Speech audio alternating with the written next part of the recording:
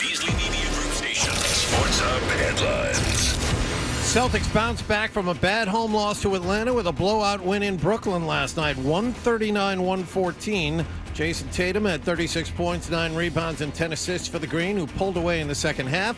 Peyton Pritchard added 23 points off the bench as his squad moved on from the loss to the Hawks. Yeah, it was a great bounce back win. My job is to come off the bench. I gotta bring unreal energy, and after watching the film and how I felt after the last game, I felt terrible going to bed last night. It was just a lackluster effort for me, and today I just wanted to come out and give it all. And I thought our team, they showed the character of our team tonight. Celtics are now 10-3. They're back home to play Toronto on Saturday night, and after that one, they get Cleveland at the Garden on Tuesday. The Cavaliers won again yesterday, 114-106 in Philadelphia. They are now 13-0. The Patriots are missing 5 players, including Dietrich Wise, at practice yesterday as they get ready for a home game against the Rams on Sunday. Gerard Mayo told the media yesterday Christian Barmore could begin practicing with the team as soon as this week. A big game in the NFC East tonight as the 7-3 Washington Commanders visit 7-2 Philadelphia. The Bruins had last night off. They visit Dallas tonight. Ryan Johnston and Bob Beers have the pregame at 7:30 and the face-off at 8 here on 98.5 The Sports Hub. And the Red Sox have hired former Baltimore pitching coach and Portland, Maine native Chris Holt as their new bullpen coach. Sports Hub headlines are brought to you by Boston Prolotherapy. Don't let joint pain keep you off the court, course, or trail. Eliminate that pain with Dr. Franke of Boston Prolotherapy. I'm John Wallach of Boston Till for Sports, 98.5 The Sports Hub. Your next update at 6:30. You want to talk sports? We want to talk sports. Squeeze the chicken and open the mouth. It's like we were meant for each other. This is why you need us. 98.5 The Sports Hub. Fred, hello. Hello. Hello. Mm-hmm. Hello. Hello. Hello. He's naked. He has a sword. Somebody about my football. 98.5 The Hub! Bruins are back from the West Coast. Cocaine and hookers, yes. Na. Is it okay to use this for the radio? Yeah. Welcome to the show, you sweet bitch.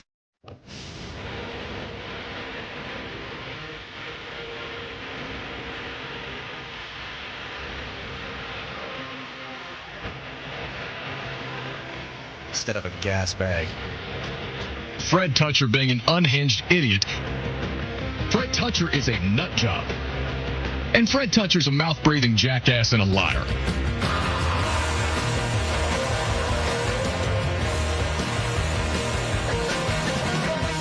Hey, good morning, everybody. Good morning.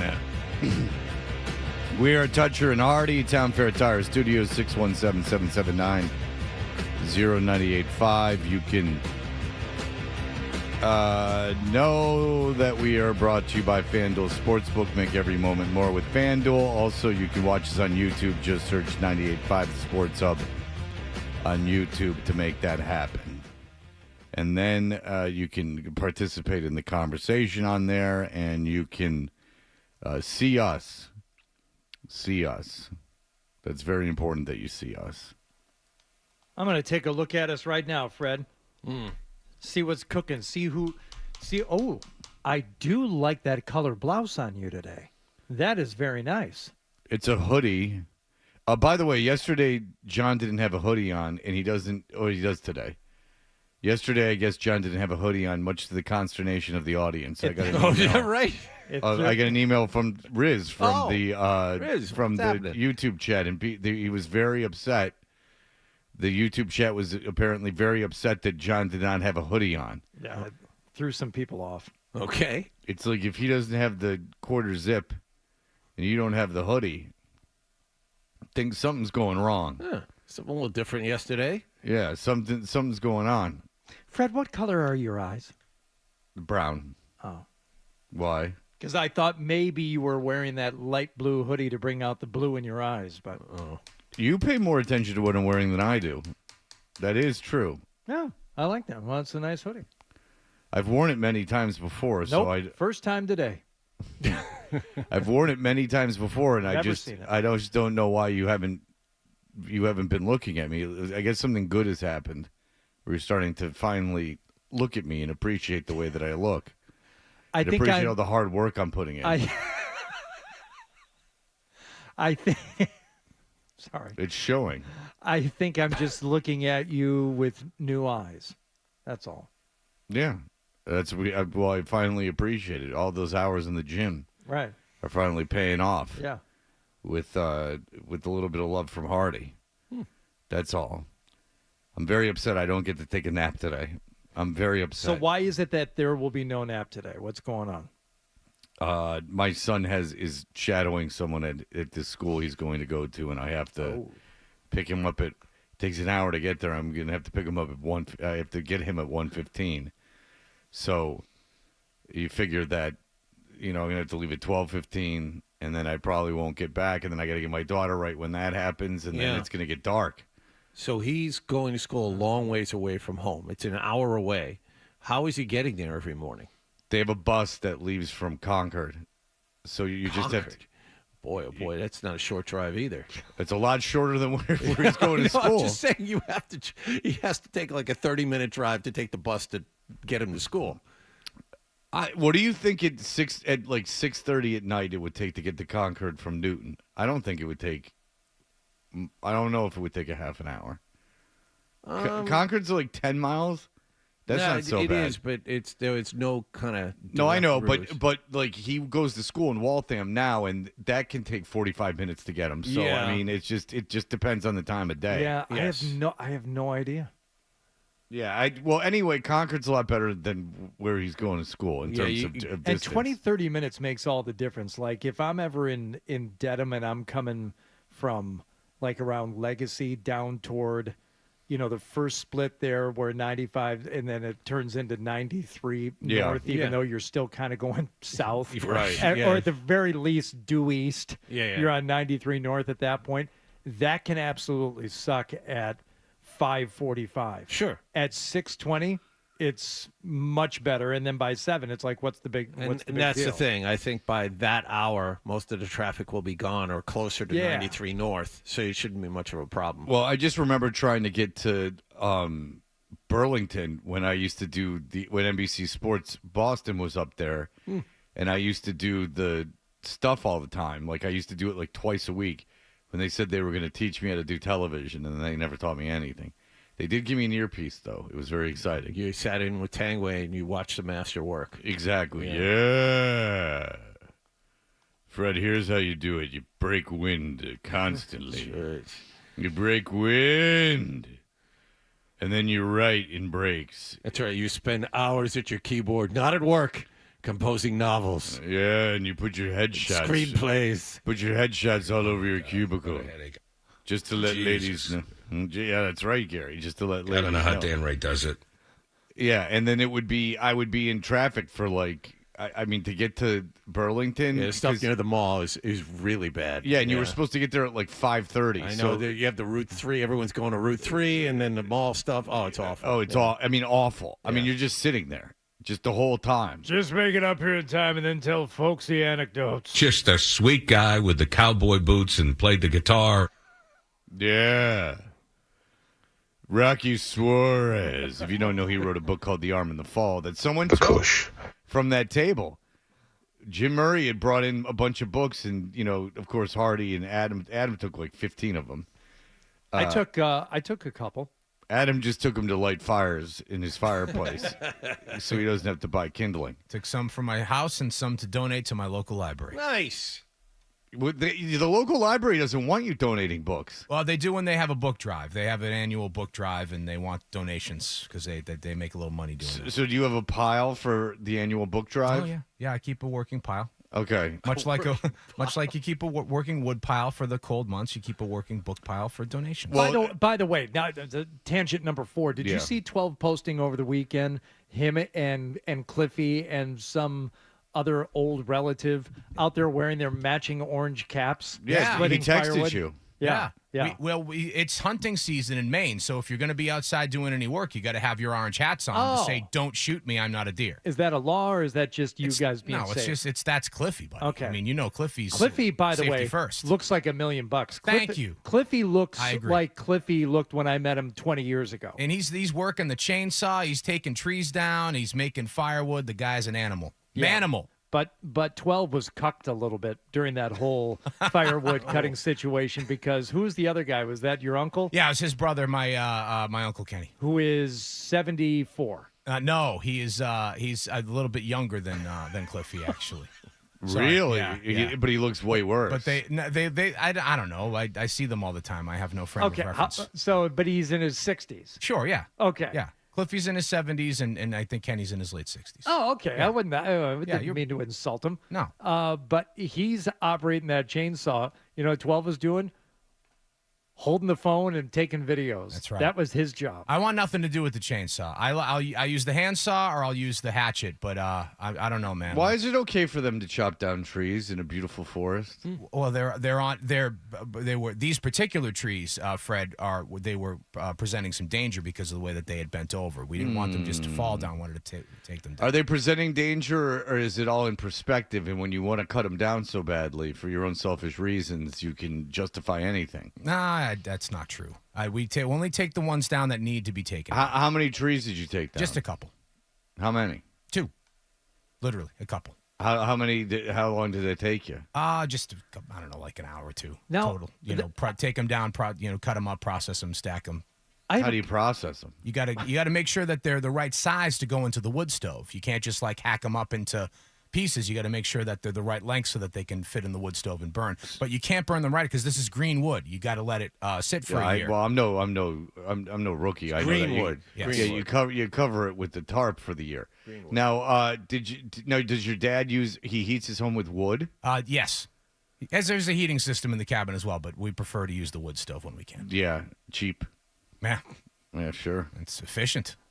The wood stoves they make today, it's fantastic. At least he's got a wood stove. Well, all Adam does is he just lights a garbage can on fire in the middle of his living room. Yeah. Well, no, it's out in the street, and a few gentlemen will come out and we'll stand around and we'll sing doo-wop songs. There, and play your trombones. That's right, accompaniment. When you're taking these trees down, because I have a couple of trees that need to come down. Okay. Not technically on my property, but no one's going to care. Who's counting? Well, leans over. But they are, and I've taken big limbs down before, and small trees, like saplings. Yeah. And those you can do with a like a pole saw. Sure. You don't even really need but I'm going to have to employ something a little bit bigger. And I'm a little worried about getting it to fall in the right direction. So how do you and Cliffy and your uncle manage that? You got to notch it where you want it to fall. This is good. Put a little notch in the front. Again, you're going to kind of get, okay, we want to Cliffy's fall all this over direction. this. Put a little notch in there, and then Yeah. you come around the other side of it, and that's where you make your cut. And that also, it helps it fall in the direction you want it to fall in, and it also keeps the wood from splintering, because if you just start hacking away, and the tree comes over, it can splinter the bark. Yeah, I don't care about I don't care about using the tree for anything else. They're not big enough really to bother with, but they are tall enough to where I really don't want that falling that way. That could be an issue. And if they're bent, we were taking birch trees down. If they're kind of bent over like a birch tree does, if you can get a line up over it. I had the rope there, and I tied a hammer to the end of it. Chuck that sucker up over the tree, get a line on it, and that way you can pull it down in the direction you want it to. So maybe have Calvin do that, Hardy. Maybe have Calvin do that part, and then boom, pulling it down. You all right, Hardy? Oh no, you having an event over there? You all right? I got movement. Rocco and the boys were over at our house a couple of years ago. Yeah. Work animals. Rocco and his crew.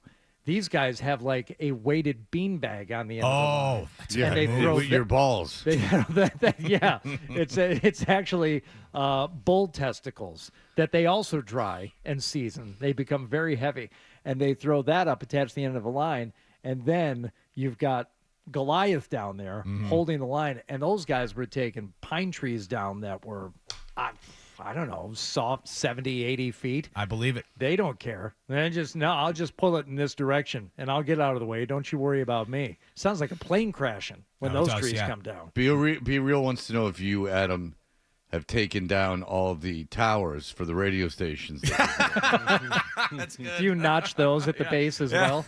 Yes. How do you get those down? Dan, go ahead. Hey, the notch, very good job, but you got to watch out. Gravity will take its course, so you got to tie off if you need to. And Hardy, you need to get yourself either a Husqvarna or a steel, probably 18 inches will give you enough to work with depending on the girth, You got to know the girth of the tree. Yeah, and so listen. If that saw can't fit through, you're going to be going around in circles, cutting it like a beaver, and you don't want to do that. So I don't want you to. Get the right length. I don't want you to judge me, but these are very small trees, and if I am going to purchase my own chainsaw, I might just go 20 volt. All right. Well, he hung up. Yeah, that no one is going to respect me after that. But I'm honest. I'm honest, Fred. To a fault, you're gonna ruin. You're gonna get the audience all upset. Kerry, go ahead. Hardy, listen, buddy, don't get a battery chainsaw. I'll have no respect for you. You'll lose your man card. Okay, all right. You can't have that. I know. Well, you also. Go ahead. No, go ahead. Sorry. I got gas, everything else. I've got the gas line trimmer, which I don't need, but I really like it. And every once in a while, I do need it. I have the gas blower, which, again, don't really need except for this time of year for fall cleanup. And let me tell you something. It's a game changer. So you're right. I don't need it this time around, but the next time I might need the gas chainsaw, so I'll go gas. There, you've shamed me into it. You've convinced me. Well, absolutely, because listen, you can only cut like a rhododendron with a battery chainsaw. Yeah, you can't cut anything with a battery chainsaw. I know. I do have the battery like pole trimmer, but that's literally for tiny branches. And anytime you get a limb that's more of like, I would say more than 2 inches in diameter, then it's a problem. It's a real problem. We should have a contest. I mean, it's never going to happen.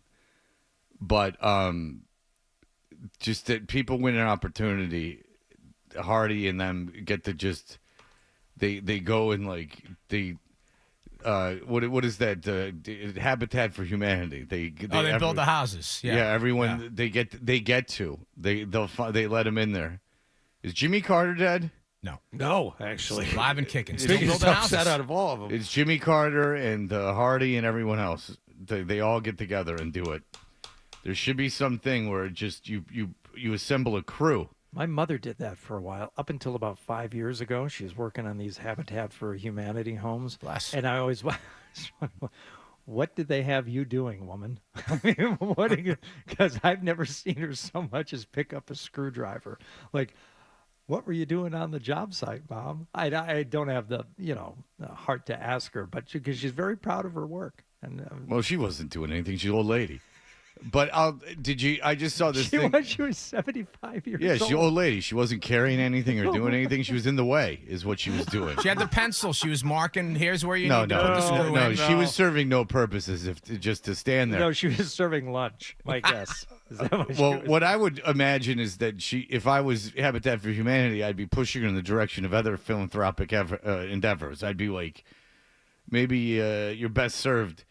We appreciate the motivation to help, but maybe you're best served doing something else. Maybe. Because Habitat for Humanity, the people that I know who've done it, it's been basically just a fantasy camp.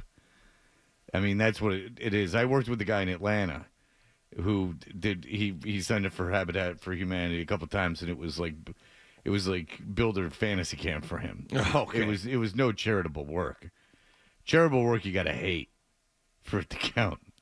That's all. You got to really hate what you're doing. You got to be wiping asses and stuff. Sure. You know? Do they allow volunteers to ass wipe? Mm-hmm.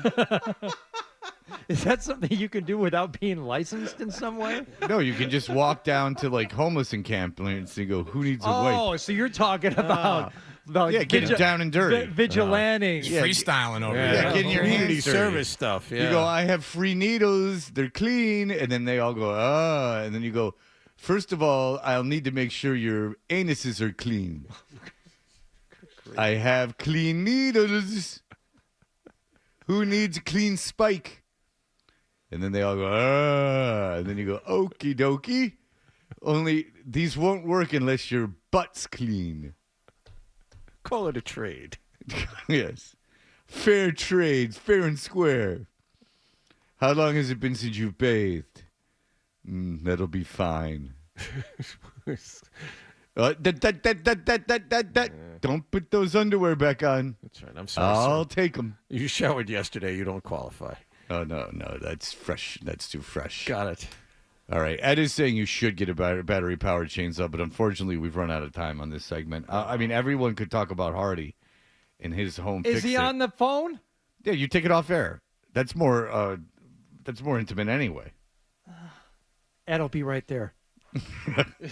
All right, so we'll be back. I suppose that we'll talk about the electric Celtics game that was yesterday, and there's injuries on the Bruins and so much more. We'll be talking about all of it.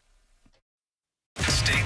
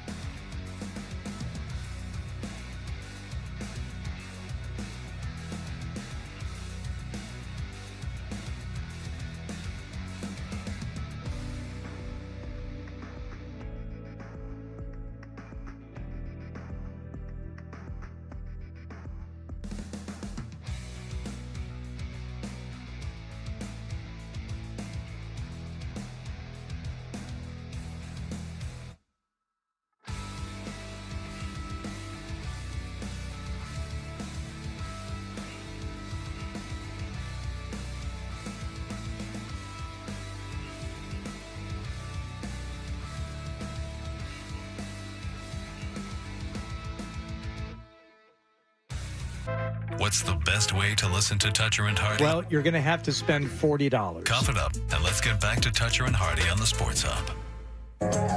Did you catch a game last night?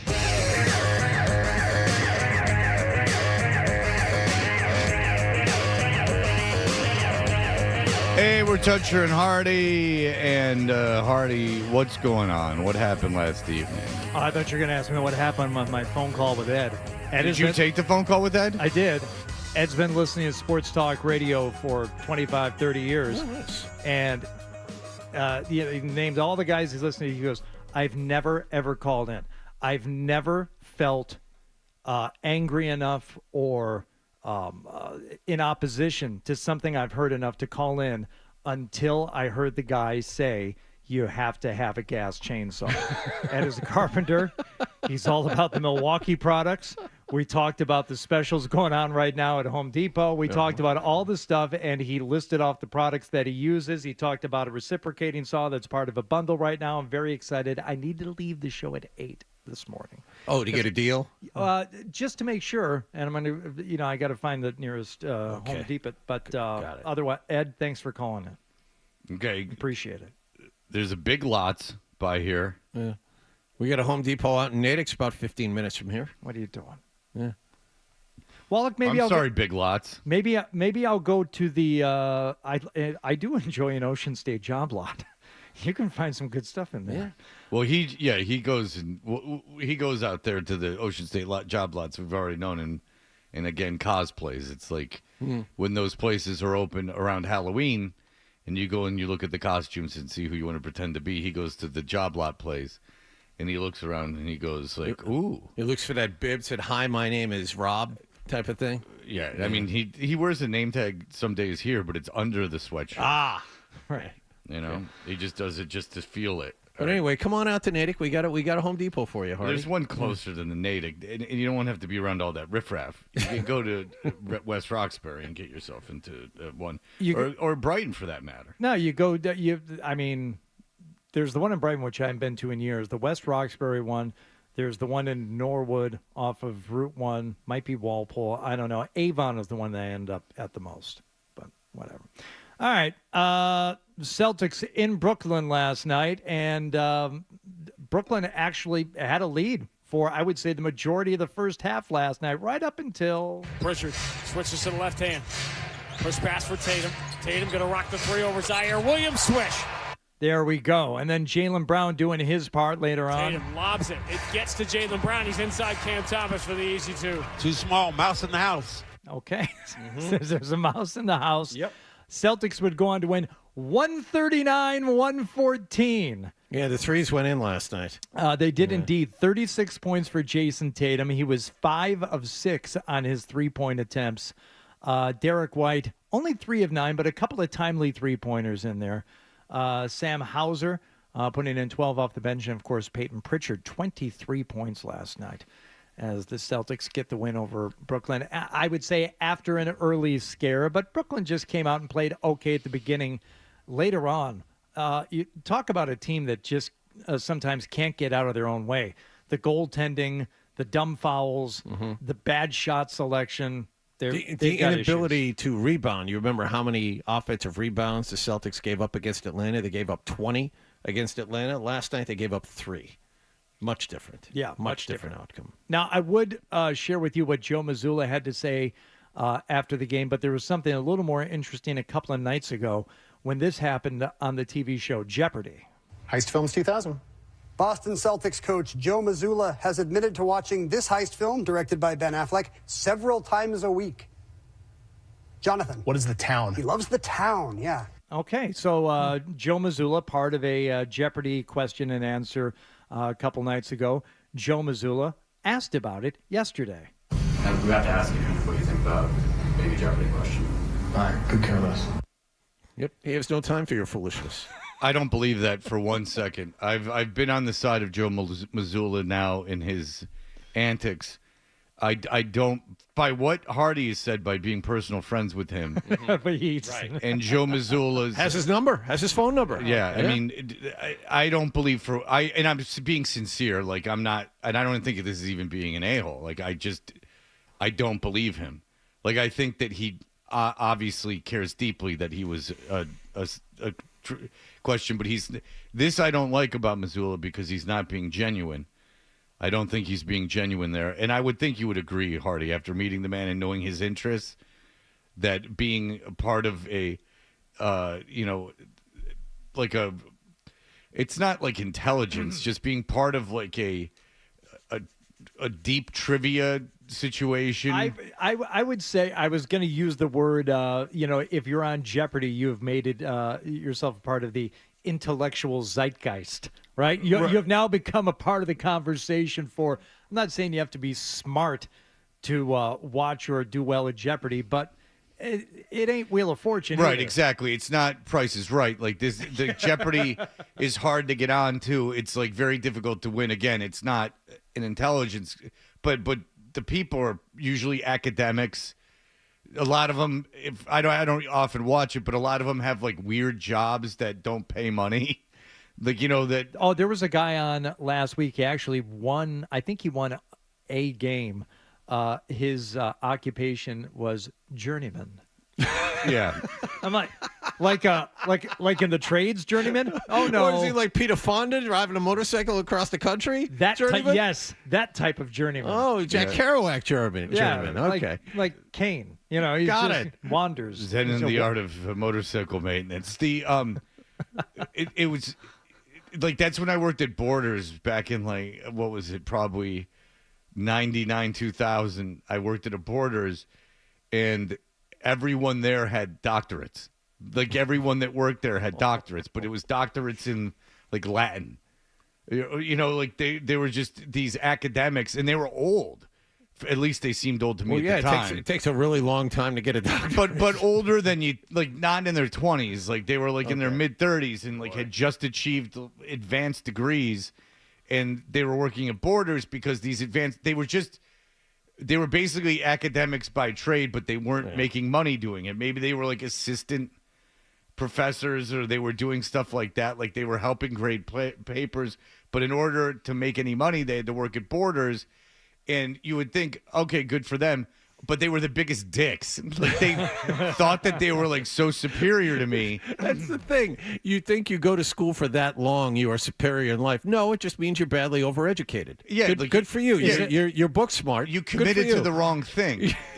Especially you hid away from society for 10 years. Someone paid for it. Good. Yeah. I mean, so if you were like a teacher or a professor or a principal or in academics, in academia in some way, then yeah, that's great. Follow your passions, but you have the same job as me, dude. Like, you're way older. Is this like the classically trained guitarist who had to work at Daddy's Junkie Music? So anyone else who was working in there, being like, you know what, you don't even know. That's everybody at Guitar Center. They're especially in Boston. I would imagine. Could you imagine the band you could put together with guys just working at Guitar Centers? It would be the most masturbatory Steve Vai affair of all time. It's all people from Berklee College of Music. You can major in guitar at Berklee College of Music. Now they have people that have come out of there to great success, but I mean, what's the chance of hitting it as a working musician? To really make it as a working musician where that's your trade. What percentage of people from Berklee College of Music do you think end up working a full-time professional gig for their careers in music? I would say that it cannot be a high percentage, and that's in Berklee College of Music, good music school. But it's really, and I don't even, I know, for instance, I was in a band in high school, which shows you how good the band was, with a kid that ended up going to Berklee College of Music. Now, he works in music now, and it's not even a bad job, but he lives in Bowling Green, Kentucky, and he has like a School of Rock type situation. Him and a guy run like a school that gets 30 kids at a time, and they make a band and they play. So he's taken that Berklee education, and his name's Lee, and I would take it that Lee is a success story out of that school.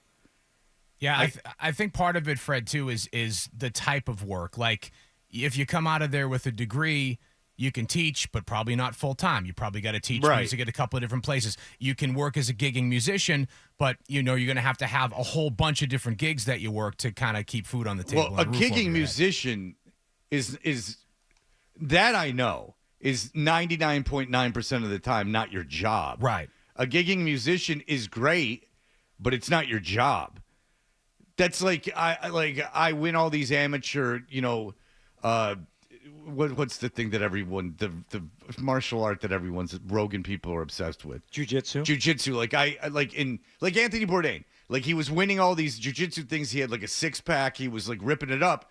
That's great and that's awesome. But you have your gig as everything else that you do, right, and do TV and everything else. Like that's a gigging musician is that. It's awesome. Maybe you get laid, like it's fun. You play with your friends. You go out. You entertain people. You do what you love.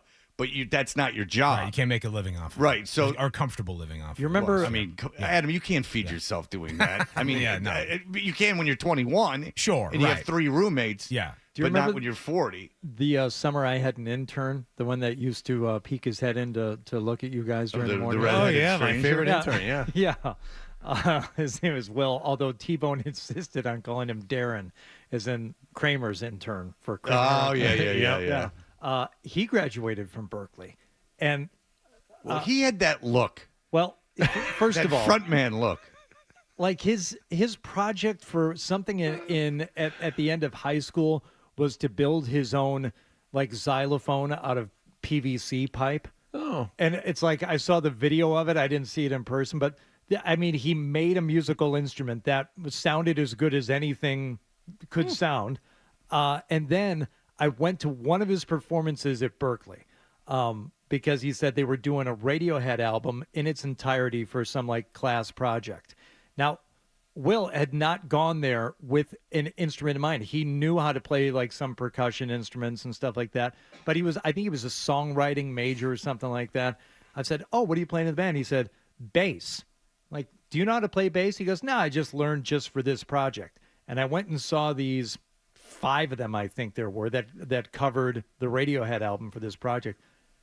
They were incredible, including Will, who had learned how to play the bass like the week before in order to pull this off for this project. That's who ends up at Berkeley. They're unbelievable. Yeah. But I don't know what you do with it afterward either. Okay, I can give you a story, and then this will be it. I have a friend who's a musician in a band that everyone knows and plays and that's he makes money doing it. It's his job. He makes plenty of money. He can play like any instrument. He got married. And his wife, like 2 months into the marriage, said, "I'd like it if you stop touring with the band. Why don't you do something that you stay home, like write scores for movies?" And my friend went, "Do you understand that I'm a touring musician and that I am one of like 100 bands that do this for a living and like can afford a home?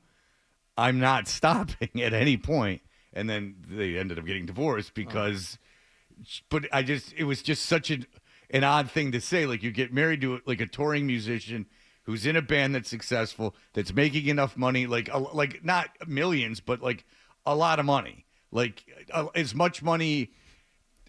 I don't know how to put it. Like an accountant makes, or more enough than to that. live comfortably. Yeah, like he doesn't have to worry about money.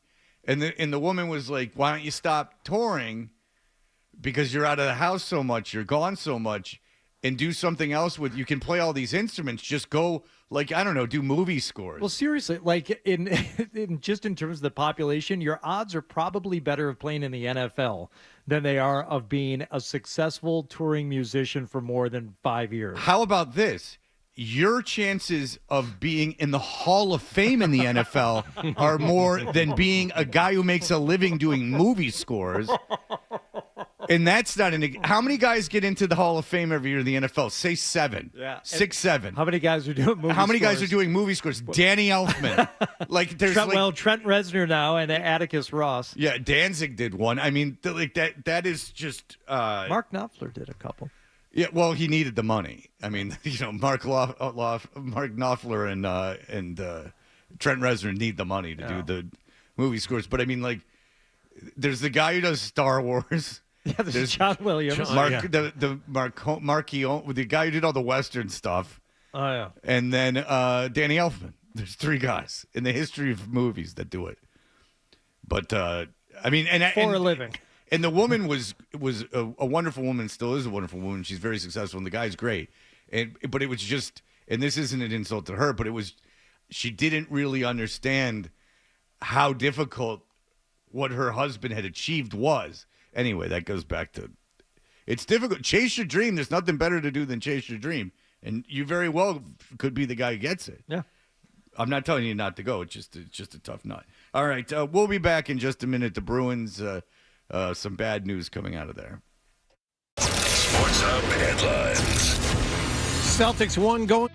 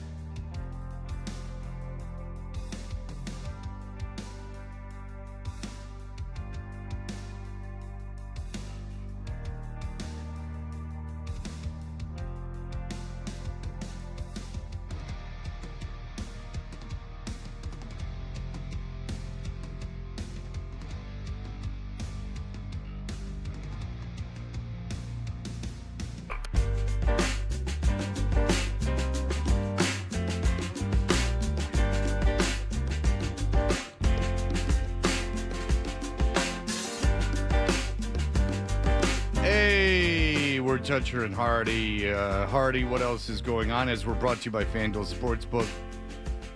Make every moment more with FanDuel. Very briefly, Cleveland going up against Philadelphia last night, trying to extend their winning streak to 13. They did it, 114-106.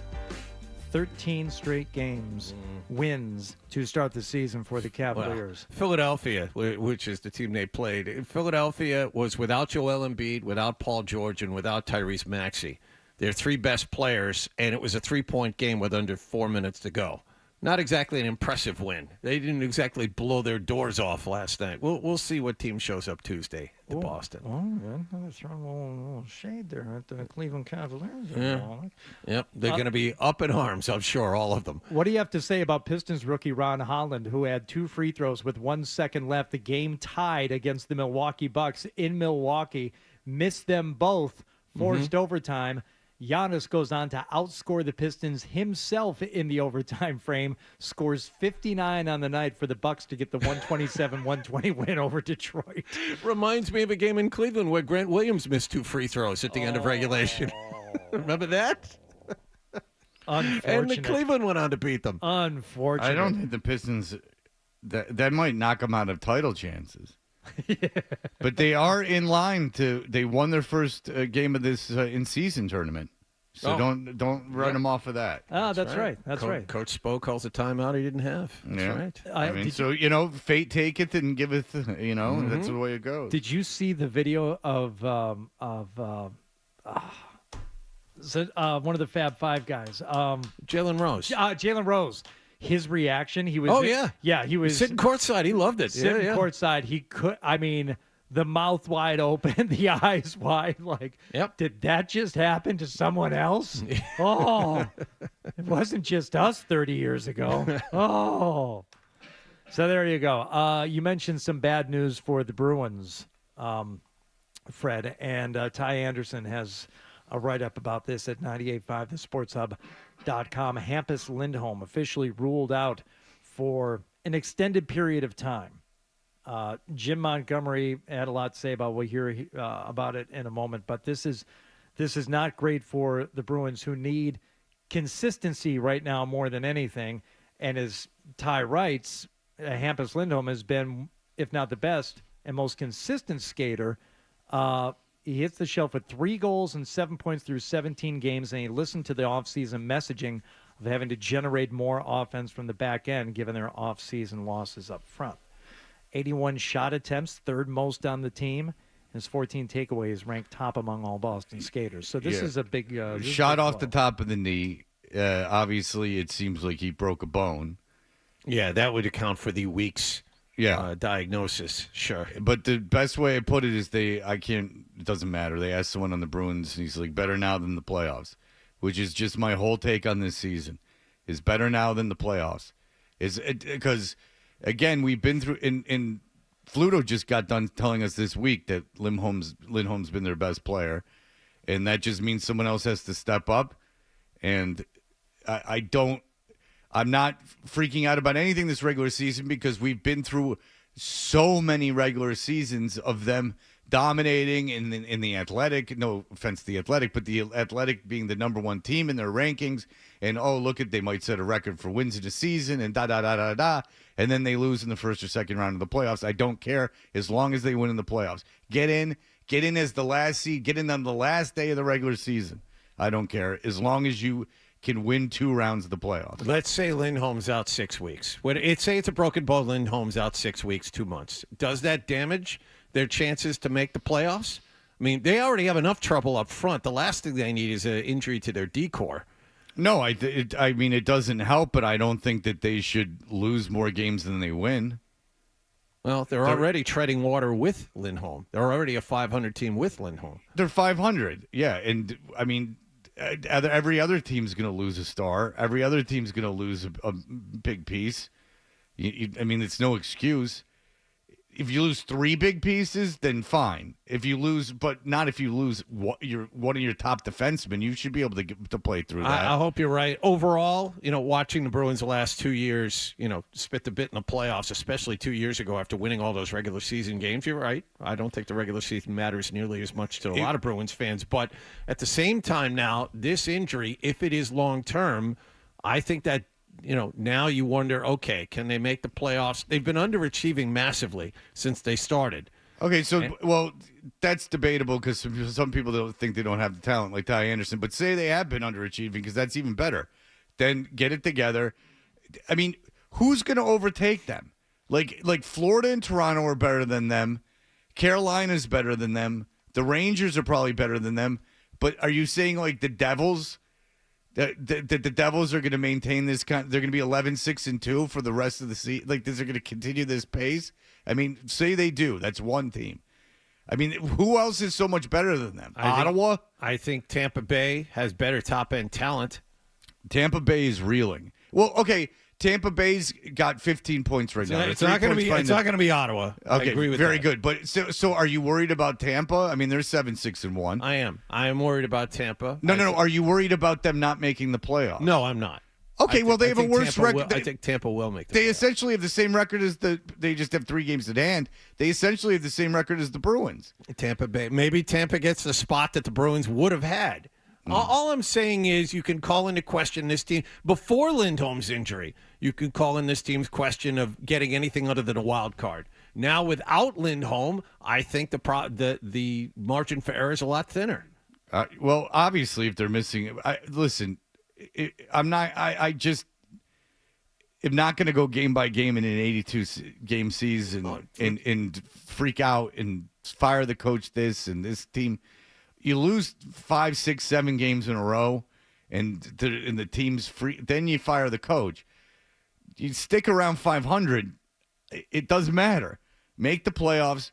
Be better at the end of the season than you are now, and then let's see what happens. Look, if the team was, had lost again, lost 5 games in a row, and you were hearing rumblings coming out of the locker room, and it was the season was getting away from them. Like, do you think the 76ers are going to make the playoffs?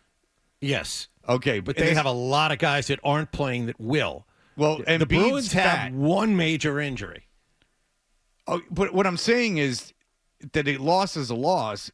I mean, what's Philadelphia's record? The Sixers are under 500. No. They're well under 500. The 76ers are 2-9. Okay? They're 11 games into the season. They're second to last in the East. Mm-hmm. They're a half game ahead of the Raptors. Yep. Who the Celtics are going to play this weekend. Yes. Well, of course. I mean, you got to get your tickets. Yep. But, I mean, you assume Philadelphia is going to make the playoffs. Anyway, it's even though everyone makes the playoffs in the NBA, but it's just I'm not worried about it. I'm not worried about it. I'll tell you when I am, but I'm not worried about it. Are you worried about Mason Lowry running the power play? Take it easy. Lowry. Every time. Because Jim Montgomery, not worried. Very comfortable. He's done it before. It's a situation where I think he's very comfortable. Like when he's on the second unit, he's done really well there for us. Okay. Yeah, I take your word for it. Okay. All right. Whatever you say. All right. There is a new Hall of Fame that has come to our attention. It actually came to Wallach's attention. And we will talk about that and the antithesis of such Hall of Fame. We'll explain in just a moment. You're listening to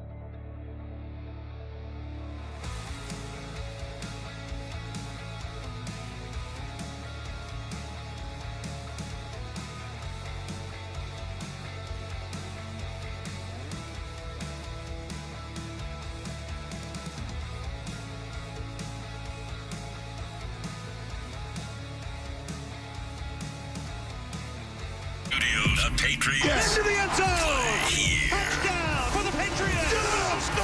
WBC FM and HD Boston 98.5. The Sports Hub. A Beasley Media Group station. Sports Hub headlines. Celtics are now 10-3 on the season after a blowout win in Brooklyn on the second night of a back-to-back, 139-114 at Barclays Center. Jason Tatum had 36 points, 9 rebounds, and 10 assists. Been in the league for 7 seasons now. The NBA is like a roller coaster. Emotionally, the more level that you stay at, I think the better you'll be. And you can't get too high on wins or too low on losses. I'm not saying that you sweep them under the rug. You acknowledge what transpired and why you lost. Jaylen Brown added 24 points to the win. The team will have the next 2 nights off and will face Toronto at the Garden on Saturday night. The Cleveland Cavaliers won again last night, 114-106 in Philadelphia. They are now 13-0. They'll be at TD Garden Tuesday night. Patriots are without 5 players, including Dietrich Wives and Sione Takitaki at practice yesterday. They play the LA Rams in Foxborough on Sunday. A really good matchup on Thursday Night Football this evening. The Washington Commanders will visit Philadelphia. The Bruins will be in Dallas tonight. Ryan Johnston and Bob Beers have the pregame at 7:30 and the face-off at 8 here on 98.5 The Sports Hub. Jim Montgomery said yesterday Hampus Lindholm is now out weeks with a lower body injury. Sports Hub headlines are powered by the commuter rail, connecting you to family, friends, and community this Thanksgiving holiday. The $10 weekend pass will include Thanksgiving and Black Friday, so get your 4-day pass with the M-Ticket app. I'm John Wallach of Boston's Home for Sports, 98.5 The Sports Hub. Your next update at 7:30. Get the app. There's the potential there for big stuff. 98.5 The Sports Hub app. Get the app. Fred describes himself in 7 words. A guy in tights and a cape. And Hardy with blunt honesty. I am not known as Mr. Fun. Toucher and Hardy continues on the Sports Hub.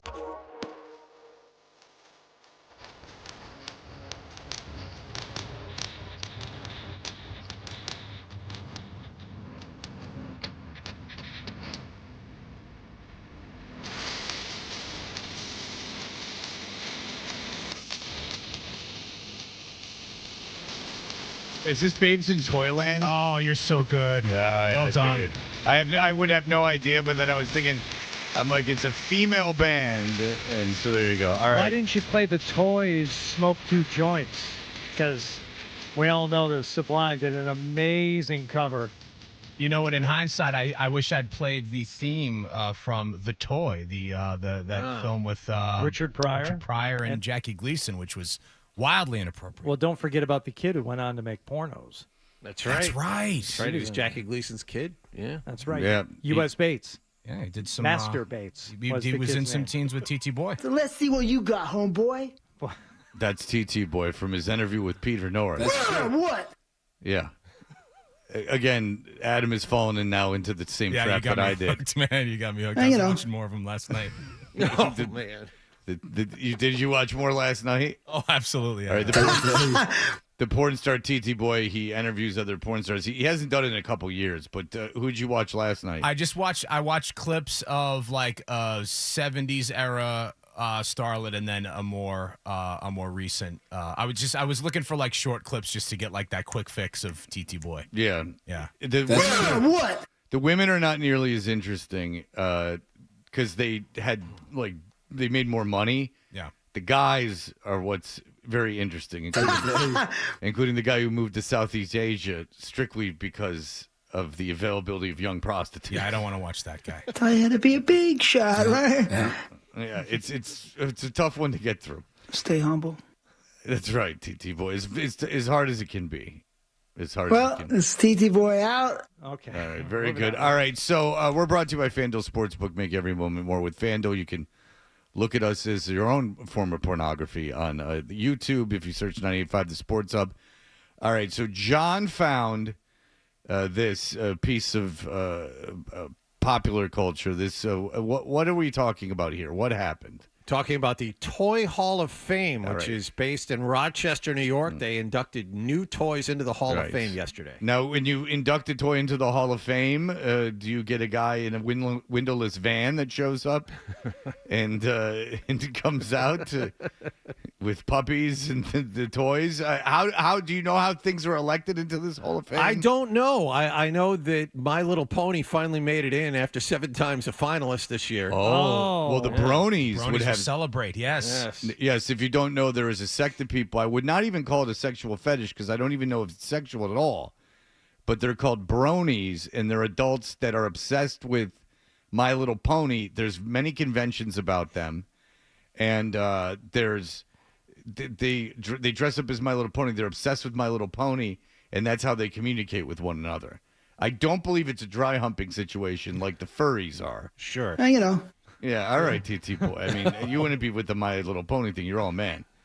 And you were getting just started after 1 scene. You could do 4.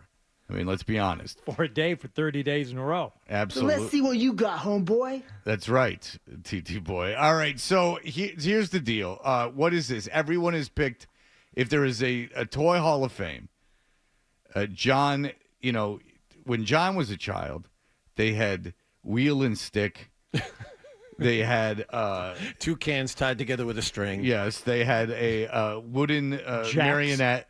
Jacks. Yeah, jacks. There was a lot going on. Whatever. Monopoly had just been invented. But sadly for John, when he was playing with Jacks, they had not invented rubber yet. So instead of there was no ball. It was it was a wooden ball that did not bounce very well at all. Yeah, well, I mean, John was a big Cowboys and Indians guy with the real bow and arrow. They would.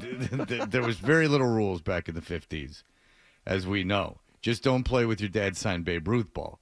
That's what. Well, you and I are hardly ones Lumpy to talk. Rutherford. You and I are hardly ones to talk, Fred. As you and I were both a member of the Indian Guides, which was kind of a counter to Boy Scouts. Indian. Well, it was. You were younger than Boy Scouts and Indian Guides, and so it was like brownies to Girl Scouts, I think. And so Indian. I don't think they were affiliated. They weren't, but Indian Guides, you were younger because I went Indian Guides to Cub Scouts, and then I got out of Cub Scouts on the account of I'm not going to be no Boy Scout. I mean, my dad was an Eagle Scout. What a dork. What was the highest rank you could achieve in Indian Guides? Because I only did it for a year or 2. Could you get to be chief? Your mom made you go and drove you once a week for like 3 months, and then you were gone. Your dad didn't sit with you at the Indian Guides meeting? No, my mother was a den mother for Cub Scouts. No, my father didn't go to any of that crap. Are you insane? That was one of the few things my dad did with me when he was forced into it. We had 2 things I remember. We had one meeting at our house, and then we did one sleepaway where I got so sick we had to go home in the middle of the night anyway. And he was probably secretly so thankful. Yeah, my dad needed to smoke and drink in bed. That's what he needed to do. He didn't have time to go to Cub Scouts or Indian Guides. I'd like to, but this scotch is not going to drink itself, and these Pall Malls are not going to burn the house down on their own. He was out of town 2-3 days a week. In wonderful places like Dayton and Chattanooga, and then he would be home, and he would get home from work, and when cable was on, he'd put C-SPAN on as loud as it would go, and he would smoke and drink in bed. Nice. He stopped that when I got older, but around Indian Guides switched to Fox News. Right, well, but when he stopped drinking and smoking, that's when he switched to Fox News. But those Indian Guide years were a lot of tighty-whities in bed, smoking and drinking in bed. That's hot. What a guy. And go ahead. All right, so National Toy Hall of Fame. They have got this year's nominees, the Choose Your Own Adventure books, the Hess toy trucks. Oh, yeah. Oh, well, I let's be careful with that. I still endorse the Hess toy trucks. They're awesome. People lose what their happened? ass over. Who did I give the Hess toy trucks to? Did you give it to Nicholas? Well, you left them in the studio and figured they'd walk away, and certainly they have. Is that right? Did I not give one to Nicholas? I thought he gave it to me. I did give one to Nicholas. Okay. There were 2 behind you in the studio. Yeah, no, I gave at least one to Nicholas. You mentioned the My Little Pony. Transformers action figures. This is really exciting. I can't wait. I can't believe people don't go. And more people don't make the trek to Rochester to go look at stuff that they had. You know what? Ha ha ha. If I were there, I would absolutely go in this place. Okay. You'd have to if I was there. Yeah, no. If you're there, Well, yeah. Look, I'm not going out of my way to go anywhere other than Las Vegas. But so. wouldn't it be more interesting if they were what our idea was, which was the worst toys? Yes. When you were growing up, because like the Transformers, they're just around. Okay, Transformers do you want me to lead it off here? Yeah. Because I believe I know what you're going to say. No, you don't. There's no way you know what this is because this okay. Diatron, Space Glider, Hydrocopter from the Micronaut collection. Oh, I don't. What was it? Micronauts. Now, I believe Micronauts were kind of like the poor man's Transformer type of small action figure. No, GoBots were the poor man's Transformer. Okay. You went to the Toughskins. Like you say Levi's were Transformers, Lee jeans were GoBots. You're the Toughskins of toys. Now, I did the same thing with my kids because I must have shown some interest in like one Micronaut toy that I got for a birthday in March of one year. Fast forward 9 months when it was a Micronauts Christmas. Oh my God, did I get a bunch of Micronauts stuff. The problem was you want to be able to like hang out with your friends and play with your toys. And they're all like, what is this? Like, they're Micronauts. They had never heard of them. They had never seen them. Nobody wanted to play with the Micronaut stuff other than me. But I actually, if we're being fair to this whole exercise, I like the Micronaut stuff. It's just that no one else did. I had the GoBots. Yeah, even Adam had the GoBots. But here's the worst part. I asked for them. Like, I saw this show. You didn't want to be a burden. This looks way cooler than Transformers. I want GoBots because they were like, Matchbox cars that turned into robots, not these big clunky things like the Transformers was. Yeah, I made Tactical. No, Adam, I remember getting those and being like, these are not fun to play with. Yeah, Adam was the kind of kid that said, Dad, I don't want to be a burden. Like there has to be some sort of knockoff that you can squeak by with. I have one of those kids. The other one goes out of her way, to be a burden. But the teenage girl's a burden. Oh, that's very that's. Love them both equally, but I've got an Adam 12 kid. No, I can't do that. That's so funny. Yeah, my son, I went over. I had to go over a couple times yesterday, and so I dropped my dog off at his mom's house because she was nice enough to let her play with her dog while I went to the gym. And when I got there, I'm like, I'm going to come back when I get back from the gym, and we're going to talk about your shoulder, because he was seeing someone. So I come back. Before I leave to the gym, he goes, "Do you have my AirPods?" And I'm like, "Yeah, they're at my house." He's like, "Okay. Either now or before you come over after the gym, why don't you pop by your house, pick those up, and drop them off for me?" Absolutely. And I go, "No," and he goes, "Okay, that's fine. Why don't you just drop them off on the way to work?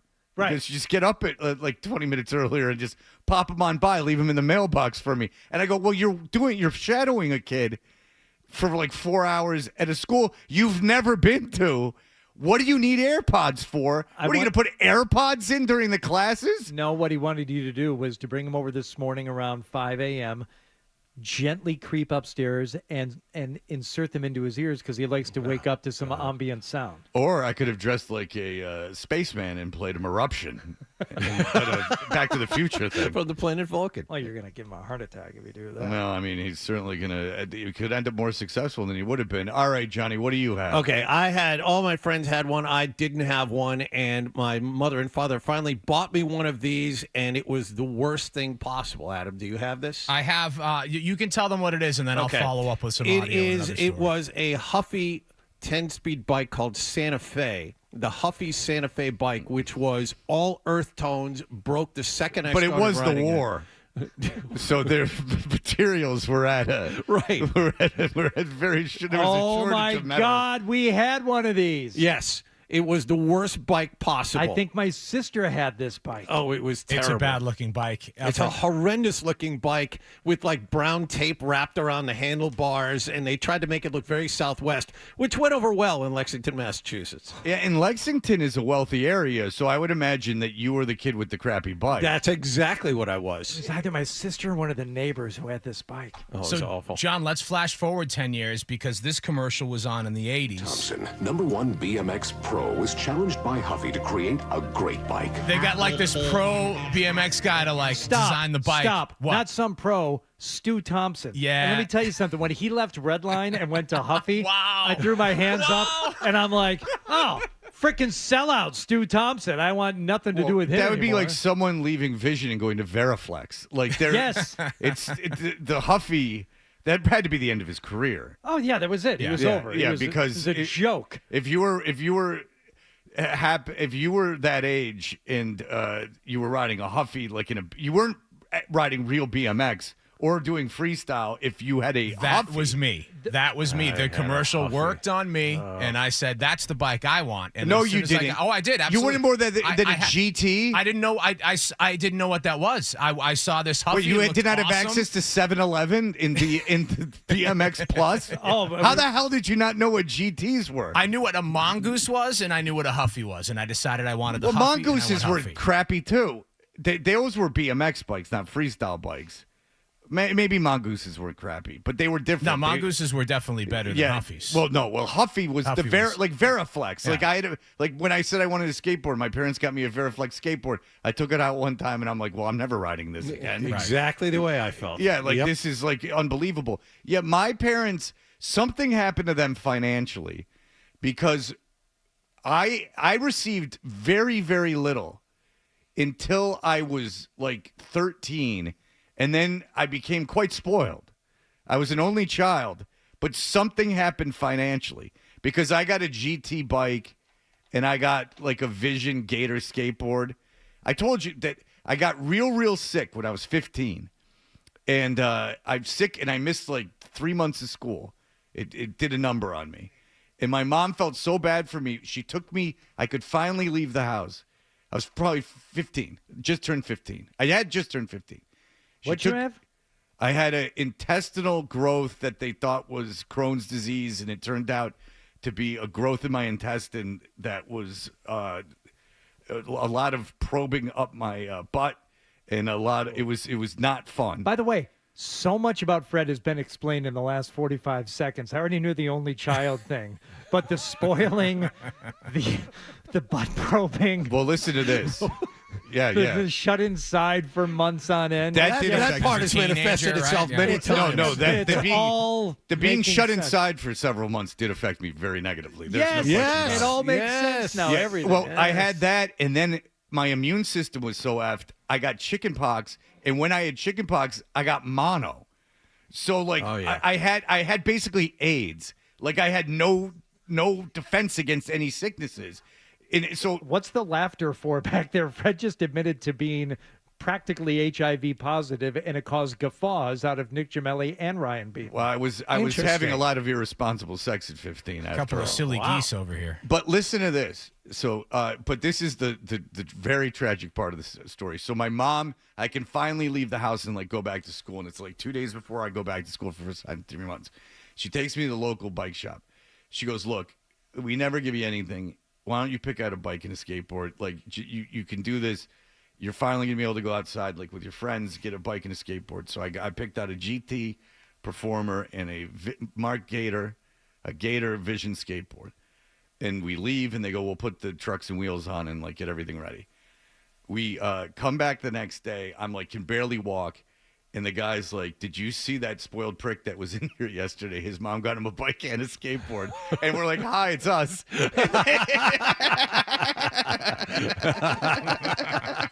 So that was ruined. That's good.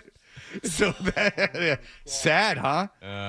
Anyway, mine was really ColecoVision. Yeah, Yours that's a was good one. ColecoVision. Yeah, you can play a little Donkey Kong. Oh. Yeah.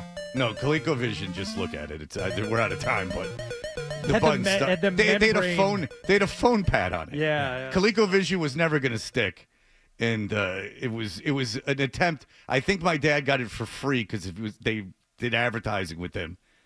Like when my dad thought the Nintendo glove, the virtual reality glove, was the future of electronics, and he got me that. All right, we'll be back in just a moment. I brought it down nice. Billy Jaffe is going to join us. Hardy finally has some respect for me. Billy Jaffe or Pity at least. Oh, Pity! Finally, it took it to the end of that story. Oh my God! Yeah. See, you thought it was bad enough, and then I got to the end of it, and it was. I think I cried in the car. So I had this skateboard and this bike. You have to understand, like I couldn't eat or sleep. If I went to sleep, I'd crap myself. Like it was really bad, and I had no when I stood up, I they had to hold me because I'd faint. And so, I'm walking in, I'm, all vulnerable and, scared to be outside. And the guy said that, and I think I started crying. Did your mom hear it? Yeah. And she's like, she didn't do anything she didn't say anything to the guy because that was the way of the family. But I think when, I got in the car, she was like, you deserve this. You've had a very tough year, da-da-da. I mean, if you think about it, it was probably $250. No, 300. Okay, so... Wait, we're late. I got a used Torker, Eddie King replica, because brand new they were like $400. That's a way higher than a standard GT Performer. You think so? Yes, absolutely, 100%. Just a GT Performer, like stock GT Performer, I bet you that was $200. Okay. And I bet you the Veriflex put together all in was like $90 to $100. Okay. The Veriflex, not Veriflex, the Vision. I'm almost positive the bike might have been a little bit more expensive. Regardless, it was a spoiled thing. It was two things in a row, but it was a little bit of a gut shot given the opportunity, given the situation I was in. All right, we'll be back in just a moment.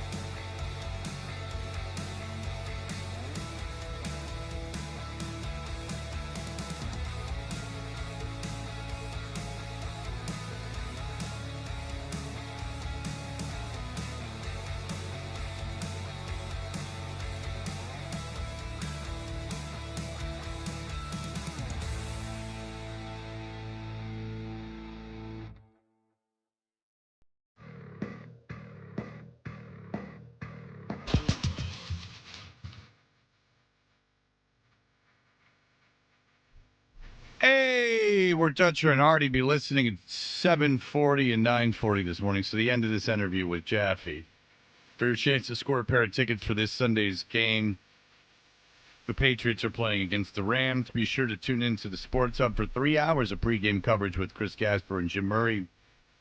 They do a great job, as do Joe Murray and Leroy Irvin with the post-game coverage. I enjoy both. I tend to hear a lot of both, as I'm traveling before and after games generally. Billy Jaffe is on the road. He's a Bruins analyst for Nesson and host of the Morning Brew podcast. He joins us on the Volkswagen Dealers Expert Hotline. Hello, Billy. Oh, Billy. Oh, God. Oh, God. Oh, Jesus Christ. Oh, sweet Jesus. Billy! No. Billy! Hampus Lindholm's hurt. What's the situation? Oh, Billy. Oh, Billy boy. You sweet, sweet baby. Billy. You guys are friends. Yeah, now you bring it up when times we need time to kill. Now you bring up the friend thing. Tell me about your friendship with Billy Jaffe. When did it start? I wouldn't even say we're really friends anymore. I don't hang out with him socially anymore. No. You used to.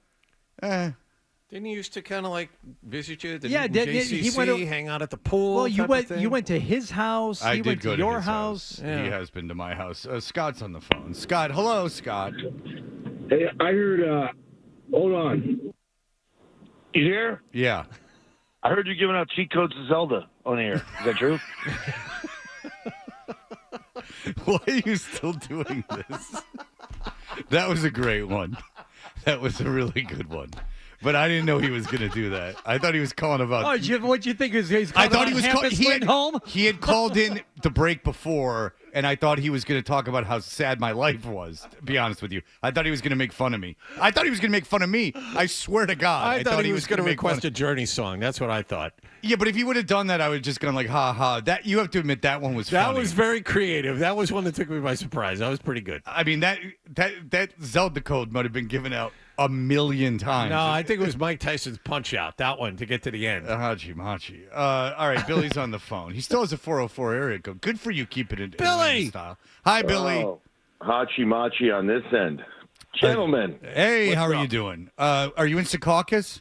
No, I'm not. Okay. I'm not. No, I'm not. I'm actually local, but I've been running around, have some things. How are you guys doing? We are fine. Listen, let's just get into it. Hampus Lindholm is hurt. What are you hearing about the injury? And, you know, we had Fluto on earlier in the week. He said Lindholm had been their best player. Yeah. How big a deal is this at this point in the year? Well, hearing that there's Jim Montgomery talked about it yesterday, and hearing that it's weeks. It's not short term, meaning days. Besides that, no exact. Do you think he broke a bone? He took a puck off the top of his leg, like above the knee. Yeah, it caught him in that tweener spot where, it's above the shin, just above the knee. I mean, where the shin pad kind of probably ends. And I don't know. I'm wondering if it's something. It's obviously something with his knee or right above that, and it's significant enough that you hope when you get hit in that spot, it's usually just a really nasty bruise and you got to work through it, and maybe you take a day off practice, but obviously it's significantly more. And I think you felt that, Fred, when you saw him go off and you're like, wait a second, he'll come back in 5 minutes, right? Or go off for the period and he'll get it iced and he'll get it frozen and he'll work with it. He hasn't come back. I think you're thinking, crap, it's more than that. How big of a deal? Well, he has been playing pretty well. I mean, he's been playing very well for them and offensively getting involved, bringing it from the back end. So it's a big, especially for a team whose 5-on-5 game has been okay to better lately. The power play and penalty kill, not so much, but their even strength game better the last couple, and he's been a big part of it. McAvoy seemed to understand in last game that he needed to elevate more, want to see more from him, and he did it. That I'm going to try to find the positive, but it's not a positive overall considering that, Hampus is playing 22, give or take minutes a night, and he's been very good for them. All right, Billy, I want to talk about the win over the Blues the other night. What impressed you the most? I mean, obviously the ability to come back and erase a 2-0 deficit and win the game in regulation, but there were several factors that really impressed me about the way they kind of changed their style of play in that game, and a couple of things that happened in that third period. Well, you know what impressed me the most, Artie, in the third? Penalties. They didn't take any. Yep. I mean, it's so extreme. Listen, I did some real quick math, and you guys know math. I suck at it. But in their wins this year, they've still taken a lot of penalties, 29 times shorthanded. In their losses, 43 times they've been shorthanded. It's plain as day. And the PK has struggled mightily. They're losing the special teams battle. So did that impress me? Hardy, it impressed me that they had taken two what I call ill-advised penalties in that second period, high sticks, offensive zone. You can't do that. They're just killing this team. And then they come out in the third with a purpose. They remain confident, and they kick some butt. And what really made me, from an analyst perspective, happy is that they played straight-line hockey. And if I'm a fan, I say, okay, I saw the three guys that wear letters. Start with Brad Marchand, the captain, and then you got Pasternak and McAvoy that all elevated their games to the kind of level that you say, that's what we know and that's what we need. And Hardy, that is what impressed me the most. I mean, listen, Morgan Geekie played well coming back in, and he has not played well this year. But it's the fact of the matter is those three guys led by example in the third period. And no penalties. One more thing at the end of that game, Billy, as Marchand got the game winner with 1:47 left, the way they handled business when they pulled Binnington and brought the extra skater out. This is one of those situations where this season, see the Bruins kind of, wilt under that type of pressure, and they took care of it, and they actually finished the game. Yeah, and there was another game in memory. I'm forgetting earlier this year where it was 6-on-5 and they won, and they handled it well too. So a couple of times this year they have, but last year you're absolutely right. They did not handle the extra attacker well. So no question that was very encouraging. They, once they got that first goal, you could tell that they got a little bit taller. Their chest got a little puffier. They got themselves into it. I mean, again, there was a straight line goal. Pasternak over to Geekie. And then I think they felt that here they're playing a team that is vulnerable, just like they've been in the St. Louis Blues, and they took it to them. And at the end of the game, they didn't they didn't remain passive. They remained aggressive. They remained smart, and they're absolutely another good element to the game. All right, they play Dallas tonight. After every loss, there's this big Fire Montgomery conversation. Dallas is very, very good. Should everyone calm down if they lose tonight? What's the reaction? Like, we're going game by game in November now, which I'm not wild about. You know what I'm saying? Like, I'm not super wild about it, but let's just get this out of the way. They're playing at Dallas. Dallas is a favorite of people to win the cup. Dallas already beat them once this year. Yeah, badly. Dallas had that. Yeah, Dallas had that second period, guys, where they scored 3 power play goals, and the Bruins looked awful at the Garden that night in that period. I get what you're saying, Fred, and I'm with you, bud. Listen, Dallas, I will tell you this. Dallas is 2-3 in their last 5. 2 of their losses have been up to Florida, and I believe the other one was to Winnipeg. So they're losing to some good teams. The Florida losses were neutral site games that teams played in Finland, and they've beaten weaker teams lately. I think the Bruins, listen, Dallas is a good team. Dallas is really, though, still figuring out what they are. They just thumped Pittsburgh, who is absolutely having a brutal time. They beat them 7-1 the other night, scored 5 goals in the first. The Bruins need to be ready to play, obviously.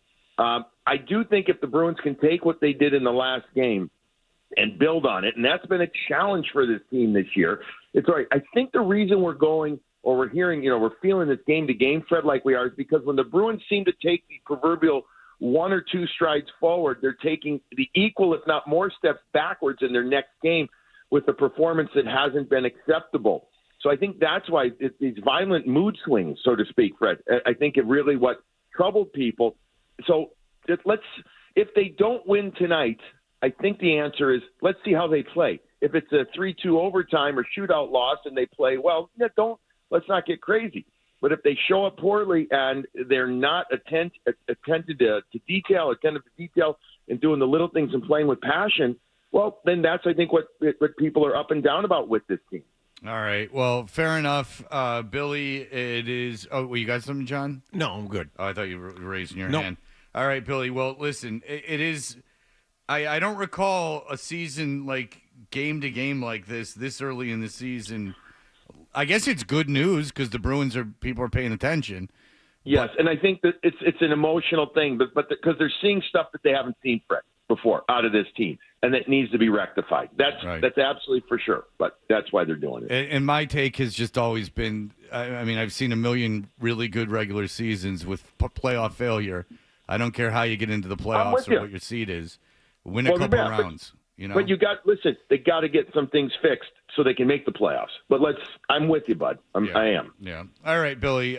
Listen, you can watch him on Nesson. You can listen to him on The Morning Brew with Andrew Raycroft. Billy, always a pleasure. Thank you. We appreciate it. Always a pleasure. Sorry about the technical glitch. See you later, guys. That's fine. Okay. See more than fine. This is the age of the computer.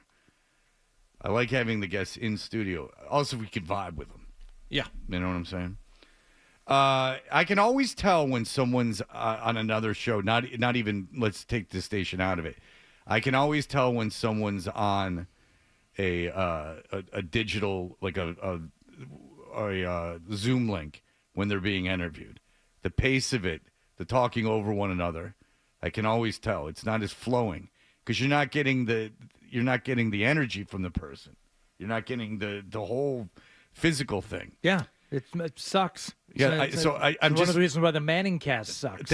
You and I are on the same page with that. Like, I don't understand if you're paying billions of dollars for the rights of football, why you would have a broadcast where you don't even bother to put the guys in the same room. That's insane to me. It's really nuts, especially when you got some dud in there with you as the third guy. I mean, they're talking all over themselves. It's like unscripted. I don't understand. I don't understand. Fly them on a private plane. Exactly. I don't get it. But anyway, here's the deal. This should be a good game. I don't think there's any way they win, but maybe I'll come in on Monday and everyone can stick it to me. You know? Caller number 10 to the contest line at 617-931-0985 will win a pair of tickets to see this Sunday's Patriots game against the Los Angeles Rams. Be sure to tune in to the Sports Hub for 3 hours of pregame coverage. It's very good with Gasper and Murray, followed by another very good show, Murray and Leroy Irvin, Joe Murray and Leroy Irvin doing the postgame coverage. It's a lot of fun. And listen, let's see how they handle a Rams team with a veteran quarterback and a very good coach. Speaking of, the coverage on this station of games, last night, Sean Grandy finally recognized me. Oh. Yeah. And Adam heard. Did you hear it or were you told about it? No, I was told about it. Okay, very good. Well, Sean Grandy talked finally about me, which is what he should have been doing all along. This whole time, he's blown it. But we'll hear that. I haven't heard it, and we will hear it together for the first time.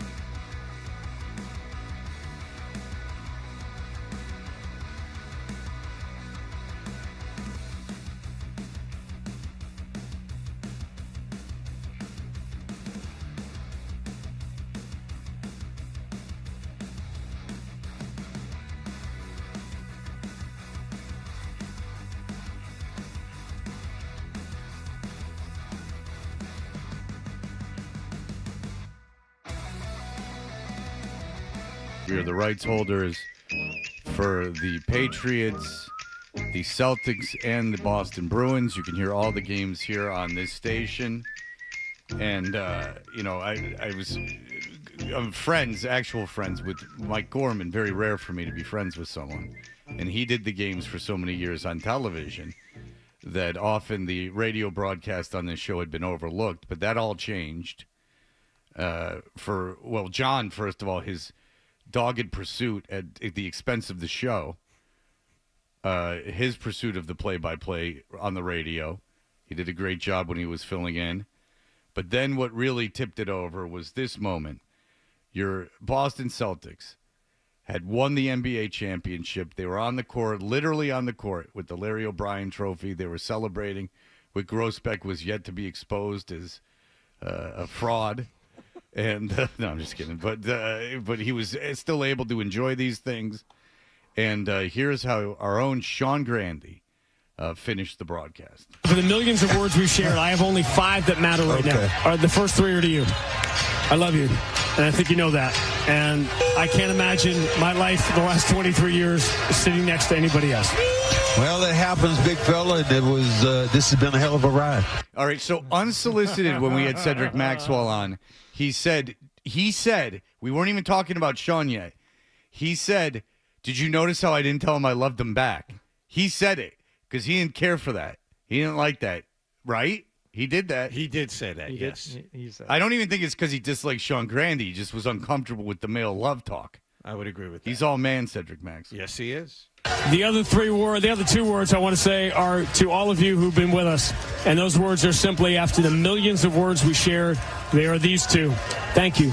The 23 years I've spent with you guys has been, with the exception of being a dad, has been the honor of my life. And I wouldn't trade any of it. I recognize that being the voice of the Boston Celtics is probably the first line of my obituary one day. It has been an honor in every way, shape, and form an honor can be.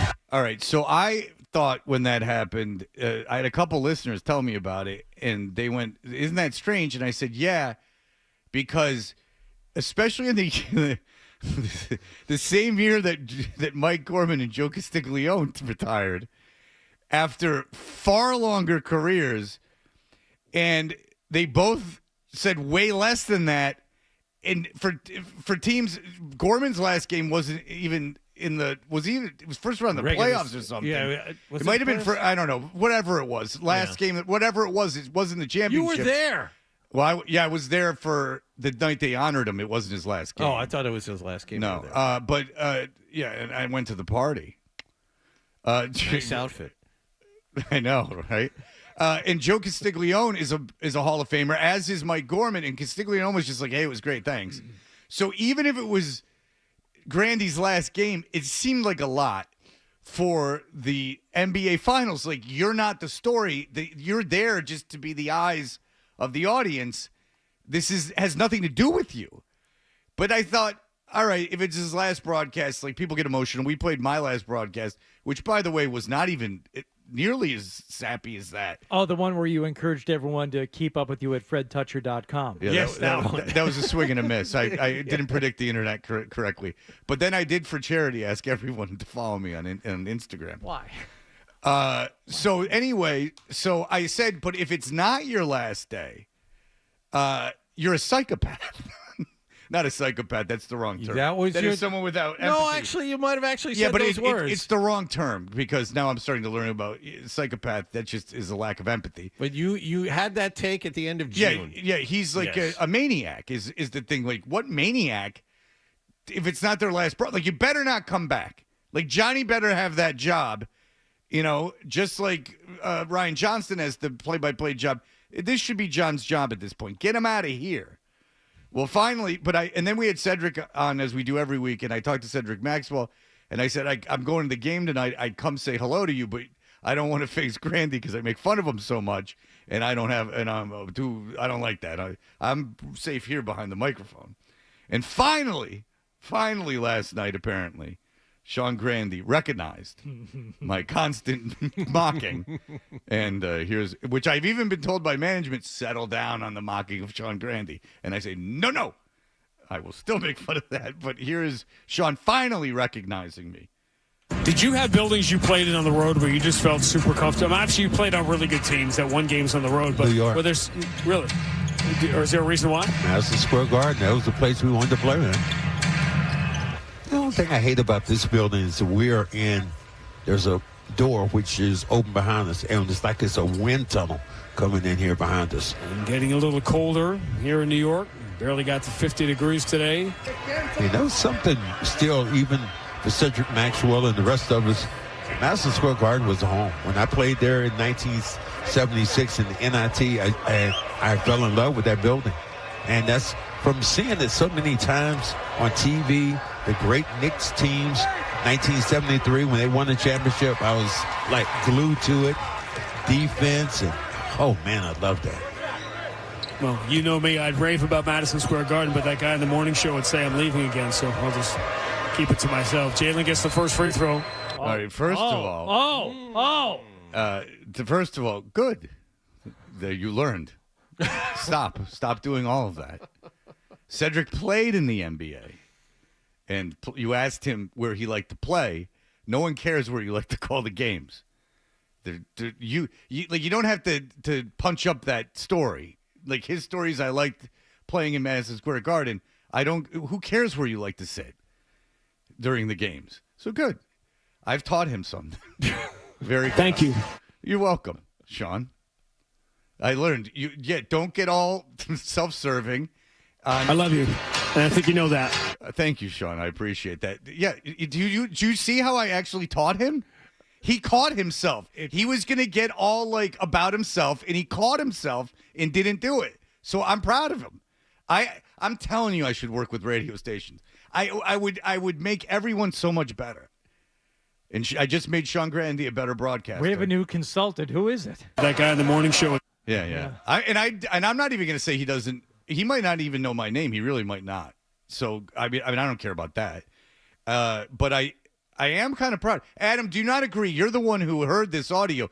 That it's almost like I consulted him and taught him, and it was the right thing to teach him. There was a little bit of and it's funny, I didn't catch this the first time through, but listening to it now, there was a little bit of, as a broadcaster, when you catch yourself starting to say something and you've got to kind of quickly stop yourself, mentally pivot elsewhere. Yeah. It did sound a little bit like that. I do not get that at all. I think it is a shot at you. I do not think you have taught him anything. I think Sean Grandy has forgotten more about calling games and broadcasting than you will ever hope to know, Fred. Yeah. And that you are he's way better than me at broadcasting. And that as another person emerges, you believe that? I got a bridge to sell you. Another person on this earth emerges as someone who does not like you. Oh, I don't think he likes me. You are trying to spin it into something positive for you, that you have somehow taught him something. Oh, no. There would have been nothing more satisfying and entertaining than me getting offended by what he said and going off on him. That would have been great. That would have been much better radio. I'm acting completely honestly. He caught himself. He was about, I don't think he likes me and doesn't appreciate that I make fun of him. I wouldn't either. But what I did ultimately, whether he realizes it or not, is I just made him a better broadcaster. Instead of babbling on about what arena he liked, he caught himself and got back to calling the game. Thank you. You're welcome. I agree with Hardy. I think that was more of a shot. It was. I think that was definitely more of a shot. Again, it's not offensive to me. I don't care about the shot because it actually...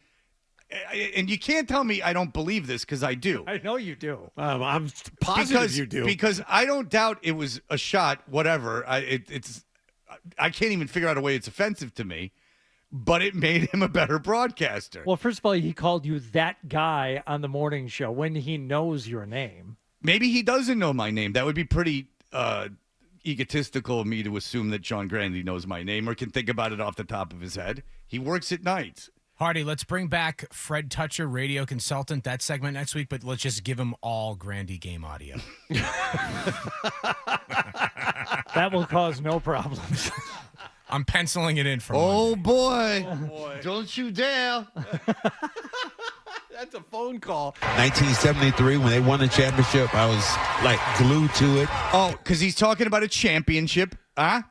Defense and oh man, I love that. Well, you know me, I'd rave about Madison Square Garden, but that guy in the morning show would say I'm leaving again, so I'll just keep it to myself. Jalen gets By the way, Sean, you thought you were leaving. Like, I didn't make it up. That was you thought that was your final broadcast. There's no way Clearly you did looking into the abyss now. Yeah, that doesn't offend me at all. If that's a shot at me, God bless him. That was a very nice shot. Well, Sean, you're welcome. And you know what? Audience, you're welcome. I taught the man. Thank you. You're welcome. And I say thank you to everyone who was listening to that game. You probably thought the same thing. I love you. And I think you know that. Oof. All right. So we'll be back.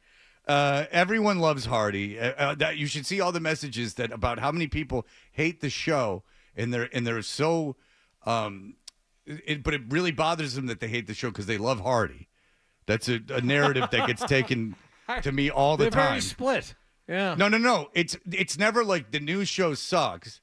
It's Fred sucks so bad, and it's a shame because he's bringing Hardy down. I agree with that. I'm telling you, I get at least see that on the internet when I look 4 or 5 times a day. Well, we will give you your Hardy that you so much care for. Adam and I have devised more scenarios to get more deeper into his psyche, and we'll have that for you in just a moment. Touch your...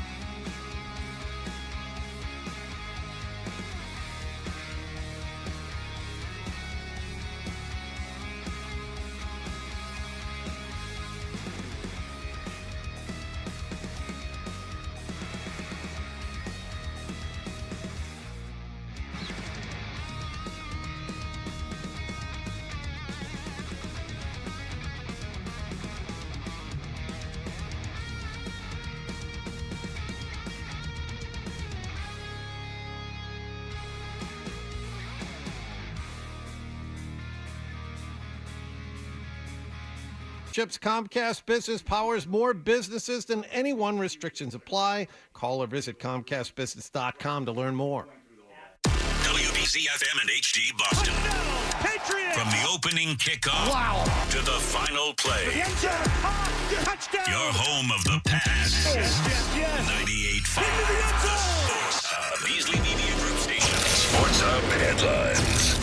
Celtics scored 74 points in the second half and pulled away from the Nets last night to secure a 139-114 win in Brooklyn. Jason Tatum just missed a triple-double with 36 points, 9 rebounds, and 10 assists.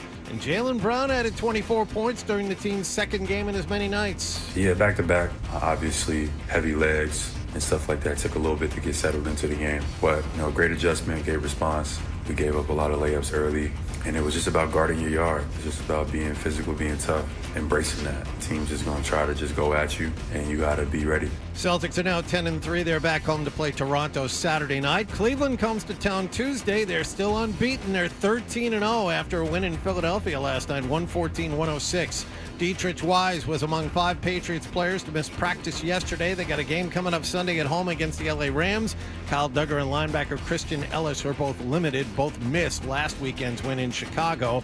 And the Bruins will visit Dallas tonight. Ryan Johnston and Bob Beers have the pregame at 7:30 and the face-off at 8 here on 98.5 The Sports Hub. Hampus Lindholm is out tonight, and Jim Montgomery told the media yesterday his timeline for the return is weeks.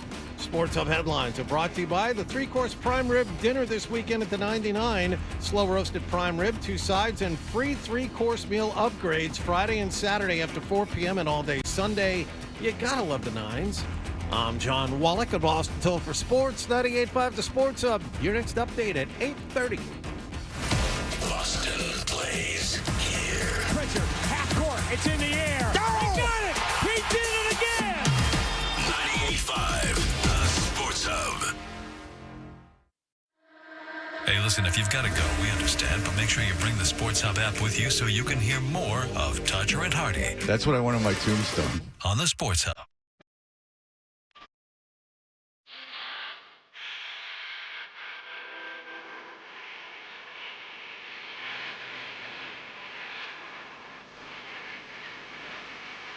All right, there you go. We're giving a little Hardy little action here. Thank you, Adam. With Hardy's favorite band, Gin Blossom. Or is it Loud Love or the Gin Blossom? I had a girl ask me that the other day.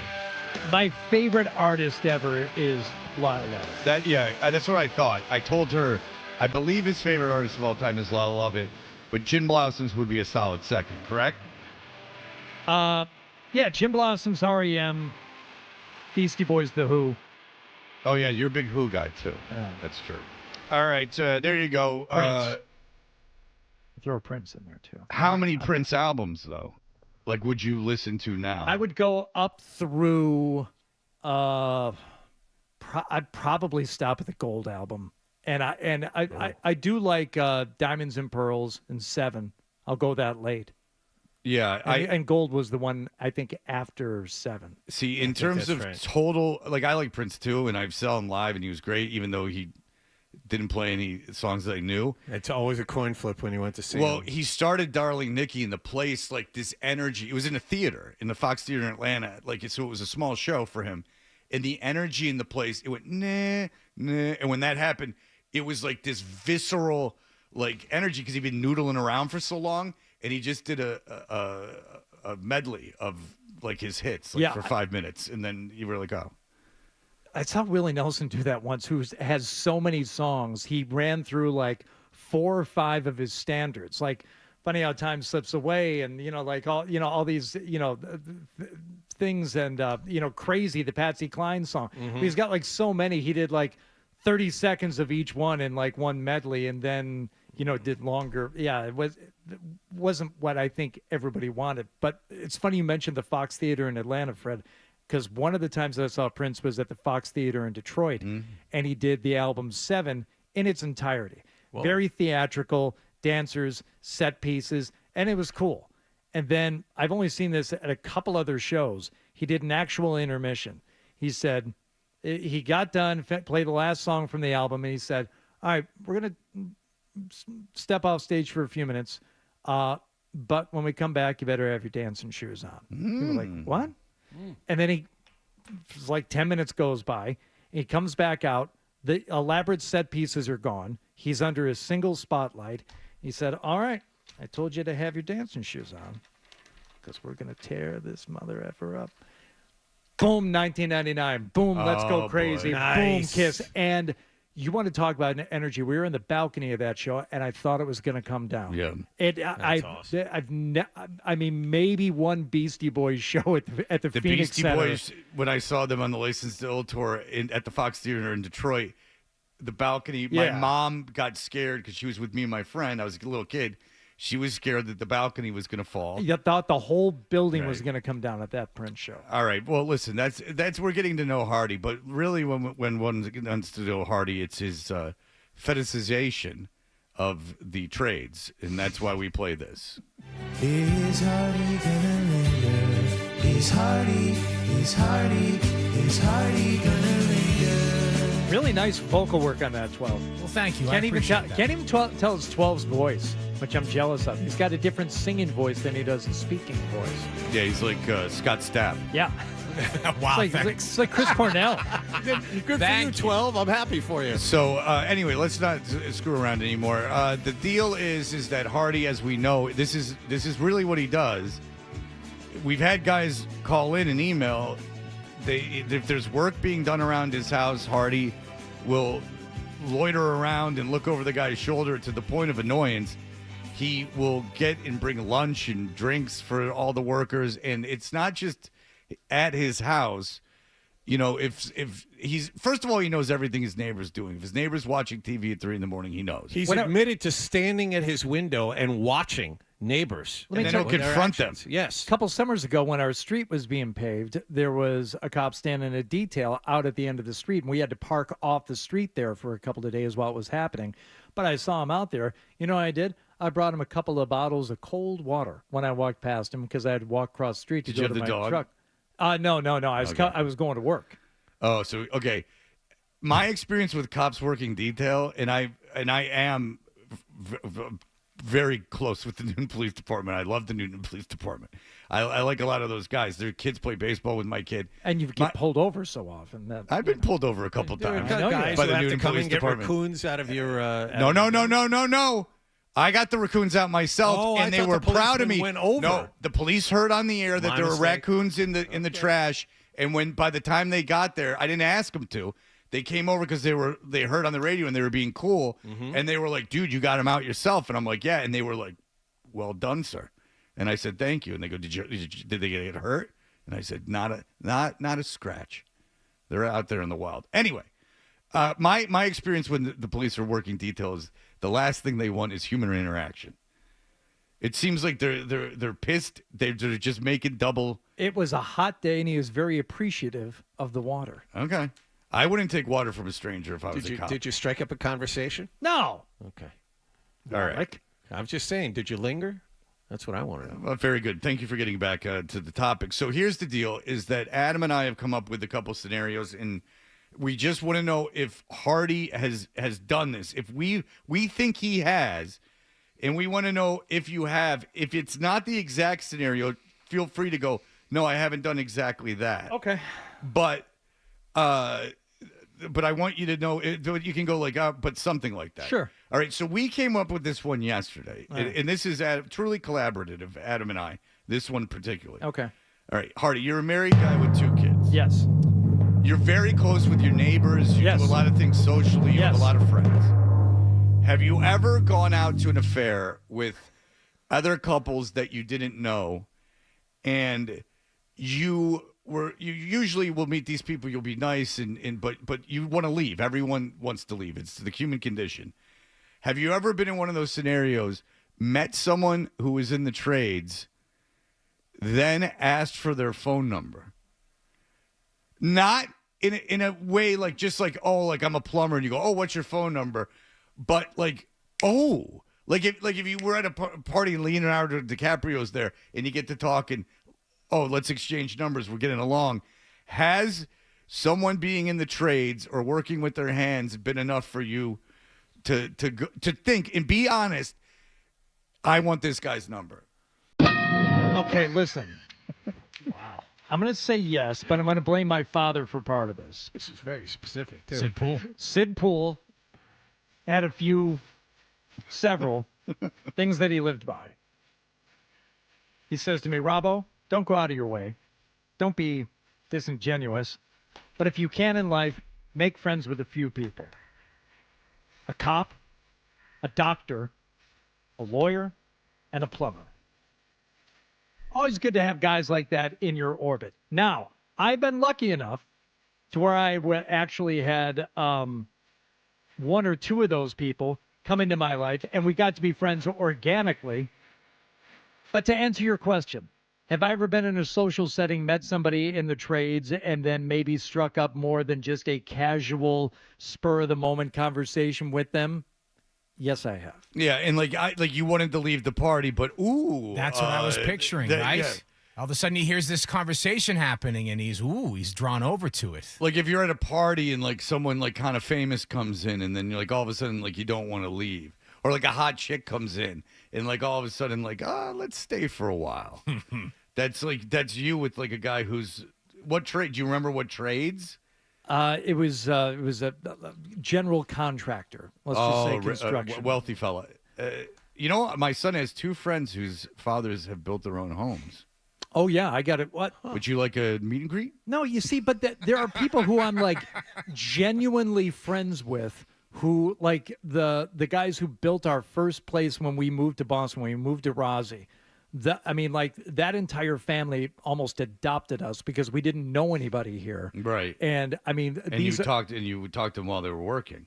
Well, yeah, because they were actually finishing our home while we kind of had already kind of like moved in. But that's a best case scenario. Like Liam and Matt, like the whole like Leiden family, we have become like actual friends with, and that's salt to the earth people. Salt to the earth people, but the handiest of handy. Yeah. I mean, if you want to talk about, do you feel like you have to have respect for someone to be friends with them, Fred? Sure. I have the utmost respect for these guys just because of what they can do. Yeah. You know, they'll pave you a road, they'll build you a house, and then they're going to rebuild your carburetor. They can do it all. Oh, they work on automobiles. Oh, shoosh. Motorbikes, automobiles, you name it. Have you seen them work on a motorbike? I've never seen them work on their car, but I have seen their vehicles. So these are not tall tales. These are real tales. Go ahead. I'm imagining how much Hardy loved the Richard Scarry books when he was little. I don't know the Richard Scarry books. The Richards of the people about town, and here's the police officer doing their thing, and they're building the house over here, and they're putting the road down. I was pretty much lowly worm driving around in the Apple car. I was reading instruction manuals. Oh. Yeah, he was putting together the grasshopper. All right, play the linger thing here, and let's get to one more scenario. Okay, we have another scenario here. All right. Is Hardy gonna linger? Is Hardy gonna linger? All right. Even if this one's not true, I want to ask you because Adam and I got a kick out of this one. All right. We have discussed how you use your dog as an icebreaker, correct? Sure. Your dog just happens to be outside when the garbage men come by. Your dog just happens to be outside. You've admitted to letting your dog outside. I took my dog on a walk specifically when they were painting the crosswalk a couple of weeks ago. That was the most recent example. But Joey and Reno independently love my dog without me having to be out there. But you have admitted that you've let the dog out deliberately to spark conversation. Fine. Yeah. Yes, it is. I true. have. Okay, this might not be true, but if it is, if it's not, just say it's not. But it is funny enough to me a visual, so I'm asking the audience to visualize this. Hardy, he gets the dog, and they're gonna go for a walk. This is all important. It's a nice summer day, and on nice summer days, you walk by the fire station, and the fire station's got the doors are open. The doors are open. People in chairs hanging out. People might be in chairs in front. Yeah. Like they're hanging out. Sure. Have you ever gone by the fire department? Dog's kind of like a different. I would imagine you're walking the dog. Yeah. And just said ho, and then stopped by to see what was doing. No, I have not. Okay. Only because there is no fire station within walking distance of my home. But, Frank, if you're listening, buddy of mine who's a firefighter.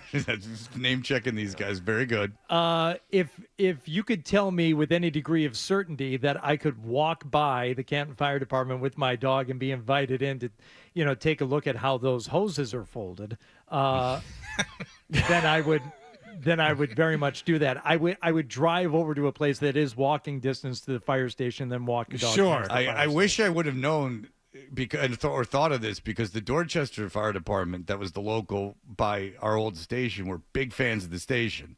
So you could have gone in there, and I passed it every day going into work, and you could have just had they were the ones climbing that ladder. Oh, you had to love that ladder. When we were in Dorchester, everything around us, strangely enough, was a wasteland. Well, it was all a staging area. Yeah, it was an urban wasteland. The old Channel 56 building was right next to us. So it was a dump. Everything was a dump. I still can't believe that Greater Media bought that stupid effing building. Oh. And anyway, so it was so bad that the fire department used the parking lot next door, because if nothing else was there, as a staging area. And it was actually cool, very cool to me. They'd put the ladder up, I'm talking 70 feet in the air, and they'd have guys doing drills on that thing. Yeah, they would just to stretch that thing out, make sure the extenders are still working. And they were like, where can we go? And they were like, of course, right next to where stupid Greater Media leased the dumbest building in the world. Why don't we just do our training right here? Because I even got a kick out of that. Did you ever walk by that thing? Oh, yeah. I would park up along the fence so I could be close to it when I got to work. And I would parallel park along that fence. Yeah. Which, by the way, this is my favorite story about parking in that building. Zolak one day, he parks along that fence. Do you know this? No. Zolak parks along the fence. He opens up the passenger side door because he's big enough to reach over and do it, and just starts throwing the trash out of his car. Oh my God! Up against that fence that separated us from the abandoned TV building. And as he's doing it, a worker who is tasked with cleaning up that parking lot walks by and goes, "Dude, what are you doing?" Because he was trying to throw it all over the fence, but some of it was just collecting on the side. And Zoe is coming, "Oh, I'm sorry. I thought something was on fire in here. I had to get everything out because it smolders." Zoe, he had to go back around, pick up all the trash that he just picked out, and throw it back in his car. That's great. Zoe was up to all kinds of shenanigans. He was eating egg salad sandwiches behind. That was behind the Star other Market. side of the building. If you don't know, tells that story. Yeah, Beto drove by, and Zoe was housing these egg salad sandwiches behind a dumpster. He was supposedly dieting, and everyone thought, I can only get Wi-Fi back here. That's right. Well, do you remember the day that it was storming? And that homeless guy was in front, and I let him in because it was like crazy storming into the antechamber, not into the building. But I let him like out of the rain, and someone got very, very, very, very upset with me. And I'm like, "What the hell did you want me to do?" This guy's like, "Oh my God!" And I'm like, "Dude, come in. It's like you're dying." And that guy in there, "What did you do?" And I'm like, That wasn't an entrance he used either, if I remember correctly. No, but that was so straight. That's just my story of being in Dorchester. That in two homeless people with their hands in their T-shirts, 3 days out of 5 would throw themselves on my car at this certain stoplight in Dorchester on my way in. They're big fans.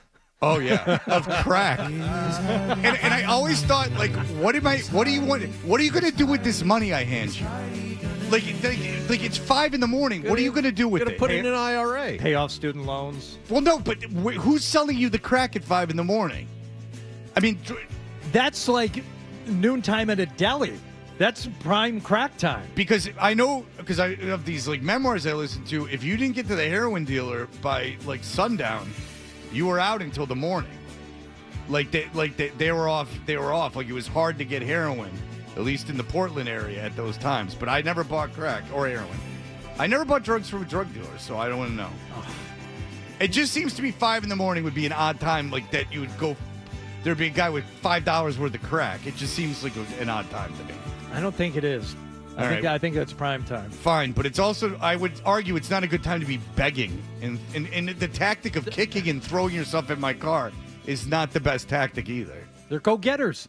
And they always had their hands in their shirt, so I don't even know how I could have handed them the money. Yeah, keep them warm. All right. Our good friend They Dave want you to tuck it in their hip pocket. Well, one of them was female. Maybe she was a dancer at one point. Dave Richard is going to join us to talk about everything in the NFL and fantasy in just a moment. Stay tuned for more Toucher and Hardy on the Sports Hub.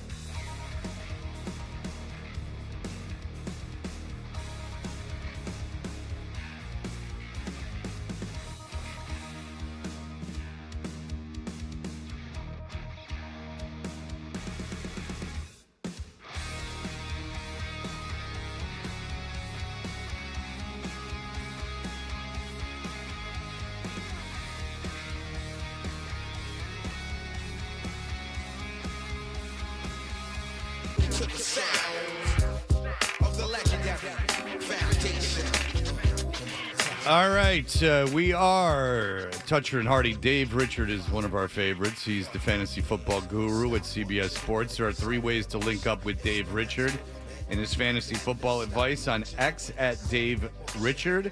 Live on YouTube every morning by searching for Fantasy Football Today, and 3 times per week on Fantasy Football Today on CBS Sports Network. Check your local listings. Dave joins us on the Volkswagen Dealers Expert Hotline. Hi, Dave. Fred, how are you? I hope your teams are still crushing it. I'm in first place. You said you said you were 7-2 last week. What's the record up to now? I'm 8-2, and I'm not slowing down. I got all my buys are over with.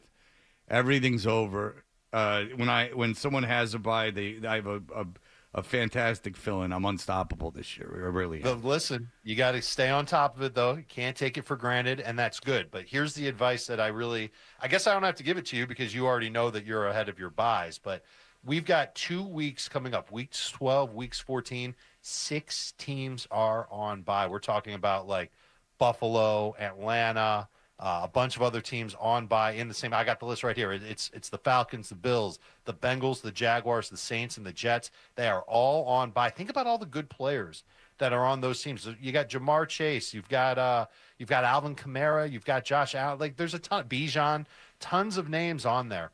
Here's my suggestion: before you set your lineup for Week 11, set it for Week 12, and see for yourself just how many good players you're going to have missing. And then start to try and fill in those gaps now. Don't wait till the week before like every other schmo in your league is going to do. You try and beat them to the waiver wire to get a DST or another running back or what have you, whatever you need, so that you can replace those guys in Week 12 a week ahead of time. Have them on your bench ready to go. So set your lineup for Week 12 before you set your lineup for Week 11. You know, and this might be bad for me in the playoffs, but you know what I do is, and I can't believe I'm giving this information to the league that's listening, is I go matchup for matchup with my defense. I don't sit with any single defense. You stream every week. I stream every week. Nice. Right. So that's definitely something that fantasy managers do. I got the Chargers because they're playing Cincinnati. I got the Chargers. Perfect. Week.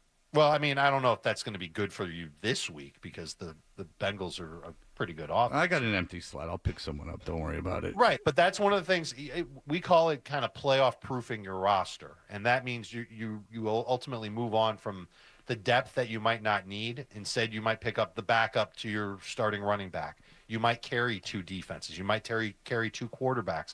Certainly, you're going to need something like that because the 6 teams that are on bye in Week 12, there's 6 more just like them in Week 14, and that's the last week of the fantasy regular season. So there are a lot of traps ahead of fantasy managers over the next 4 weeks. You know what happened is I just realized I had not changed my defense. I'm doing it right now.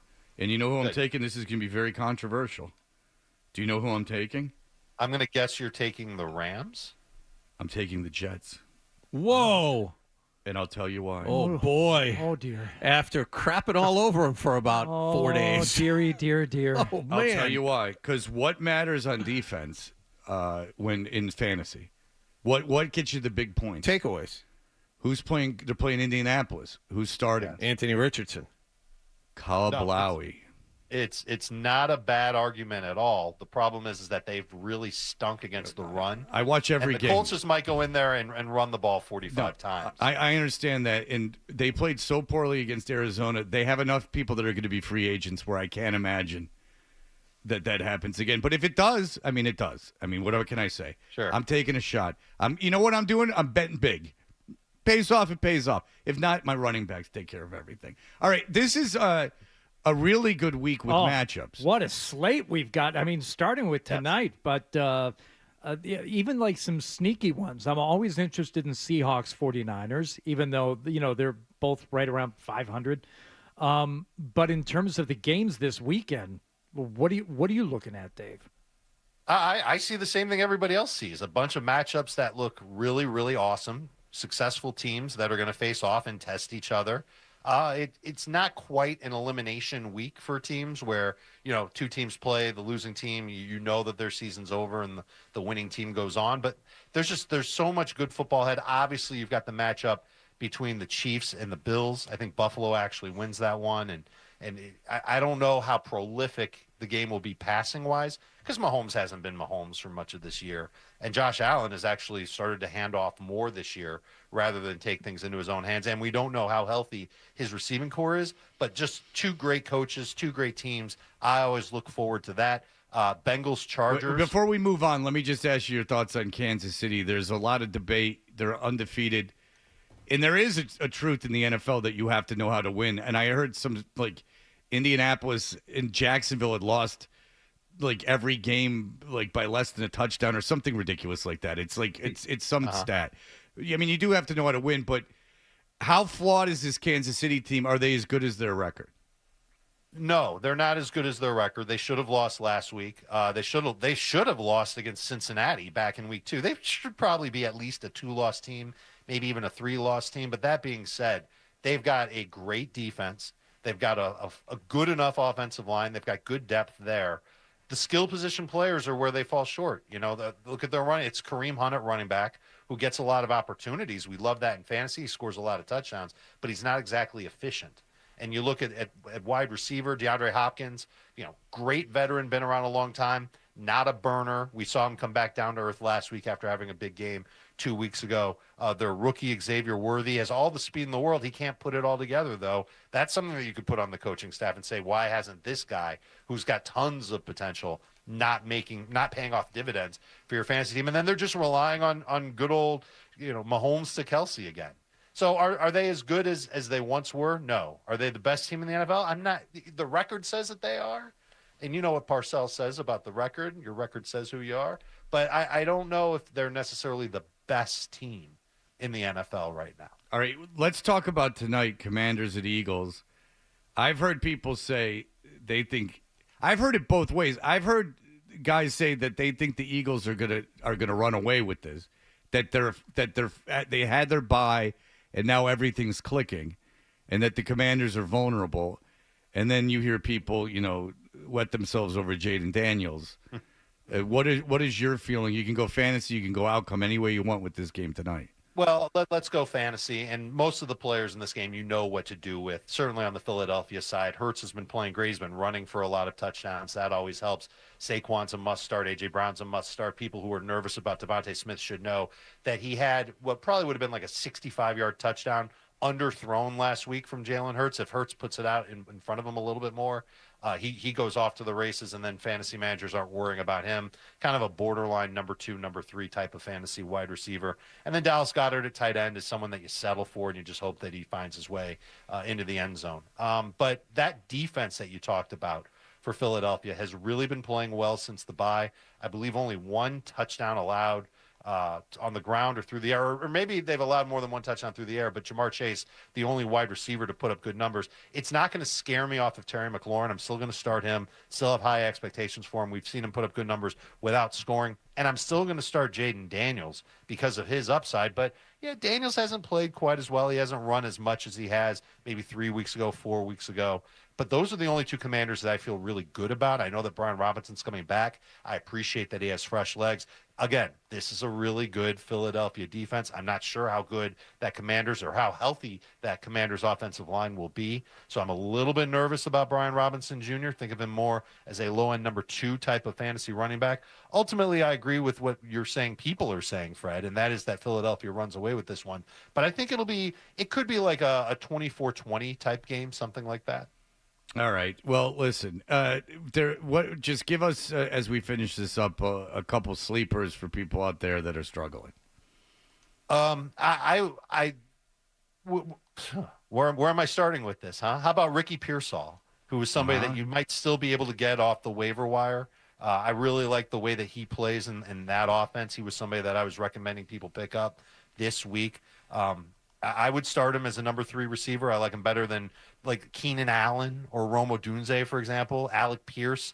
I know those are names that people have kind of gravitated toward lately because of what they might be. Pearsall is all those things and more in a better offense. Audric Estime was picked up off the waiver wire in a ton of leagues. Don't really love him this week. In fact, I think Javonte Williams is the better start in full PPR over Audric Estime.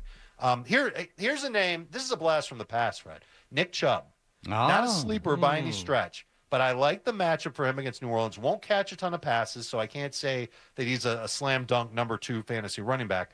Brian Robinson might be the better start. But I do think that Nick Chubb has a favorable matchup against New Orleans. That defense has really struggled to stop the run, and Chubb should have fresh legs coming off the bye. Is there a Patriot worth having other than Drake May? I think May is a good number 2 quarterback. When you're in a pinch or a bye week and you need somebody to go with, I think Drake May makes sense. And Ramondre, just because he gets so much work and certainly has the chance to score a bunch of touchdowns. For fantasy purposes, I think he's having a better year than expected. And then there's Hunter Henry. When Austin Hooper isn't getting a ton of catches, Henry is the one that will. But they're certainly using their tight ends a lot, so you kind of hope that Hunter Henry gets 5-6 targets, catches 4 of them, finds the end zone. Kind of the same thing with Dallas Goedert. Well, you sound very excited about the possibilities of the Patriots this weekend. All right, Dave Richard. He is the fantasy football guru at CBS Sports. Look, you offered up your advice on Twitter last week. Did anyone reach out, or was it? Yeah, we got a bunch of people helped out with their lineup questions and all that. All right, so you go at Dave Richard over there on the Twitter. You can see him on Fantasy Football Today, CBS Sports Network, and YouTube. Dave, it's always a pleasure, sir. We're in uncharted territory with me in first place. I'm usually in last. I love it, and I love that you're doing this yourself. You've really come into your own. It's only taken you about 15 years to make this happen. But hey, he's here. He did it. He's here. In 15 years is not an exaggeration. Man. You're the Kurt Warner of fantasy football managers. Mm-hmm. That's all that matters. I don't know if I've ever made the playoffs in fantasy football. Is that right? All these years you've been playing in this league? I remember many years back when you did let me help you. I think you did make the playoffs, and then you were bounced in round 1. Yes, and I remember when you helped me. I remember where I was. I was in Newport in the kitchen, and everyone was annoyed with me because I was talking to you and doing the draft. All right, thank you, Dave. We appreciate it. Good luck in Week 11, gentlemen. All right, thank you. I'm usually much better at the baseball, but the fantasy football is fun. All right, here's the deal. When we come back, there is some controversy in the NFL, and I don't think it's unwarranted. I just really, first of all, I think it's just bad behavior as a human, and you guys are going to agree with that. I have a feeling, and also you can't be doing that given the person's position. And there's been a lot of talk around this team. We were just talking about it. We'll explain everything. Here are the headlines.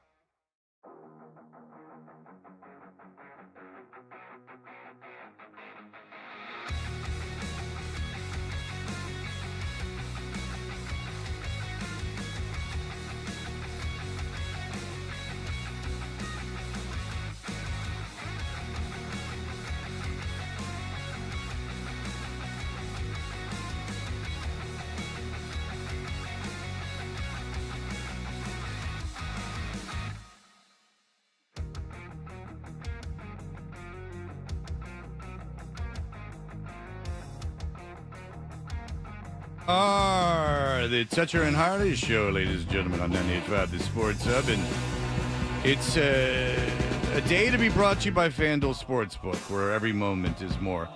I'm almost hesitant to talk about this because John was so against a woman referee to begin with. He was campaigning. He's like, you can't let that happen. Like, what you got some broad out there? Can't let no dame on the field. I mean, what if it's that time of the month? She's going to be all sensitive and calling all these things wrong. All right. But anyway, they let this woman. No, I'm just kidding. But she happens to be a woman. That doesn't have anything to do with the story. I'm just teasing. Sarah Thomas is a referee, but she is a referee. And if you ask the people who watch like all the games, Kansas City is getting a lot of calls. There's been I can't off the top of my head tell you, but there was like the end of what game? The end of the Cincinnati game was controversial. There's been like a little bit of like hocus pocus with Kansas City. The Kansas City and more specifically Patrick Mahomes are getting the Tom Brady / New England Patriot treatment. They're good. They always seem to be on the right side of calls. You know, Mahomes is treated differently than other quarterbacks. It's just the way it is because of their stature in the National Football League. Okay, so they beat the Bengals by 1. That was a very controversial ending. And they beat the Falcons the next game by 5. And that was a very controversial ending. So there has been some talk. Well, first of all, I'm just going to tell you, regardless of being a ref, all right, this woman's name is Sarah Thomas. And according to a report, she, before a Kansas City game, went up to Taylor Swift and asked her for a photo and to FaceTime with her family. From the report, Sarah Thomas, the down judge ref for today's Chiefs-Broncos game, briefly met with Taylor Swift before the game. She was on FaceTime with family, and I heard her say, "Did you get that screenshot?" Okay, first of all, you see the most, like Tom Cruise, George Clooney, Taylor Swift, they're in your vicinity. Are you FaceTiming someone and going, hey, come FaceTime with these people? Under any stretch of the imagination. As people who run into celebrities, maybe not of the status of Taylor Swift anymore, but you've been in the orbit, of a celebrity, would you ever think to even like a friend really, to go, can you FaceTime with my family? I mean, I can't imagine a scenario where I would do that. It would have to be somebody that that knew me or knew my family, and then what would be the big deal? So no, it's not something that normally you would think to ask for or do. It's strange behavior. And if you're a referee, you're a referee in the NFL, there's hundreds of millions of dollars of bets floating around. And now legally, you gotta control yourself before the game. For a reason, travel differently than teams. They come from different areas. They don't associate with teams. They don't stay at the same hotels. That's the epitome of being neutral. You're not supposed to interact with family members or friends from teams. You're supposed to keep your distance. Okay, so if after the game you're in some part of the stadium after the game and Taylor Swift happens to be next to you and you go, oh my God, I'm a huge fan. Would you mind if we take a picture?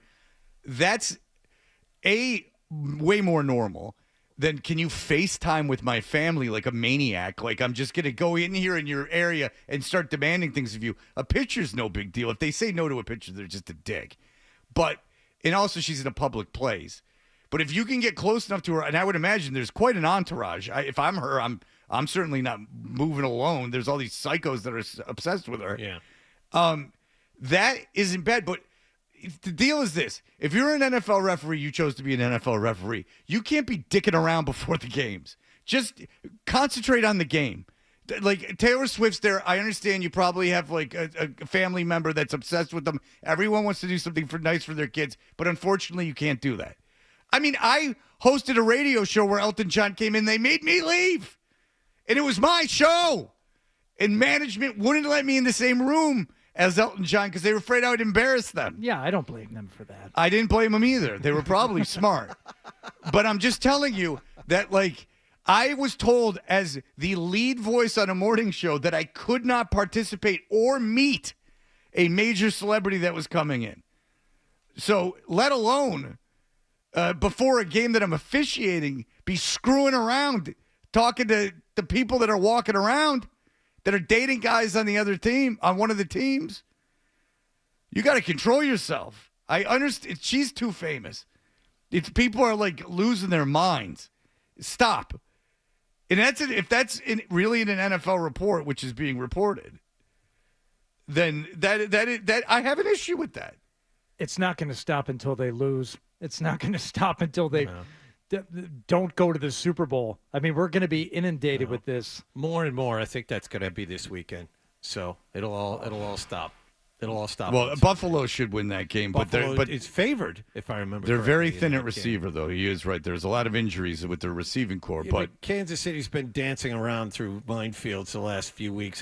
Buffalo is an actual good team playing well. That knows how to win until the playoffs. And well, that's the thing. They owe Kansas City 1 or 2 or 3. Well, they can beat them in the regular season. Yeah. They have. It's just a matter of the playoffs. That's what worries me. It's a playoff atmosphere between these two teams. I'm like, oh no, come on, Buffalo. Yeah. I'm trying to get a little something back from almost having really nice paydays the last 2 weeks. I think money line against the Chiefs. But there is something to be said in the NFL, especially in baseball too, that you just know how to win.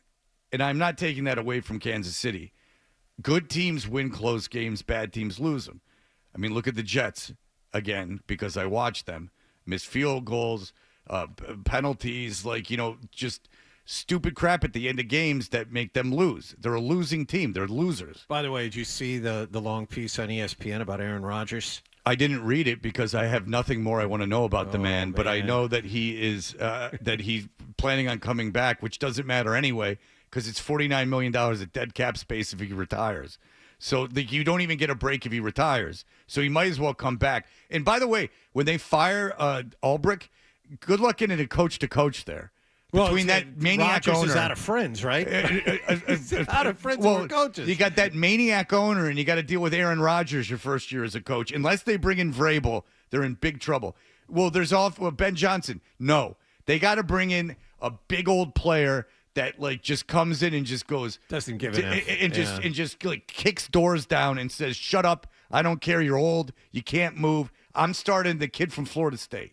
That's what I want. All right, very good. That's my Jets piece for the day. Phil Perry is going to join us to talk exclusively about the Patriots in just a moment.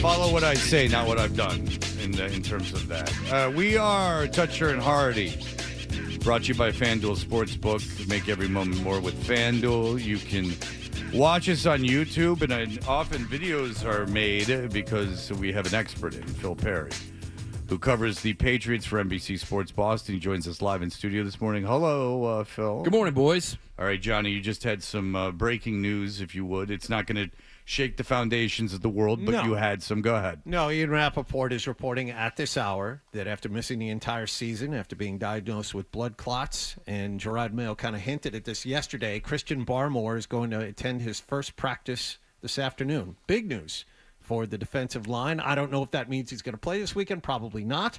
But the fact that he's out on the field, a major step in the right direction. Definitely. Yeah. Definitely. What would the ramp-up time be for? Yeah, I think I'd be a little surprised if he were to play this week, just because you miss as much time as he did. You might need a little bit more in terms of acclimation, especially a fully padded practice, I would guess, before you go out there and actually play in a game, because today will not be fully padded, is my guess. Thursday, typically not. It's usually a Wednesday thing. But it's great news for them.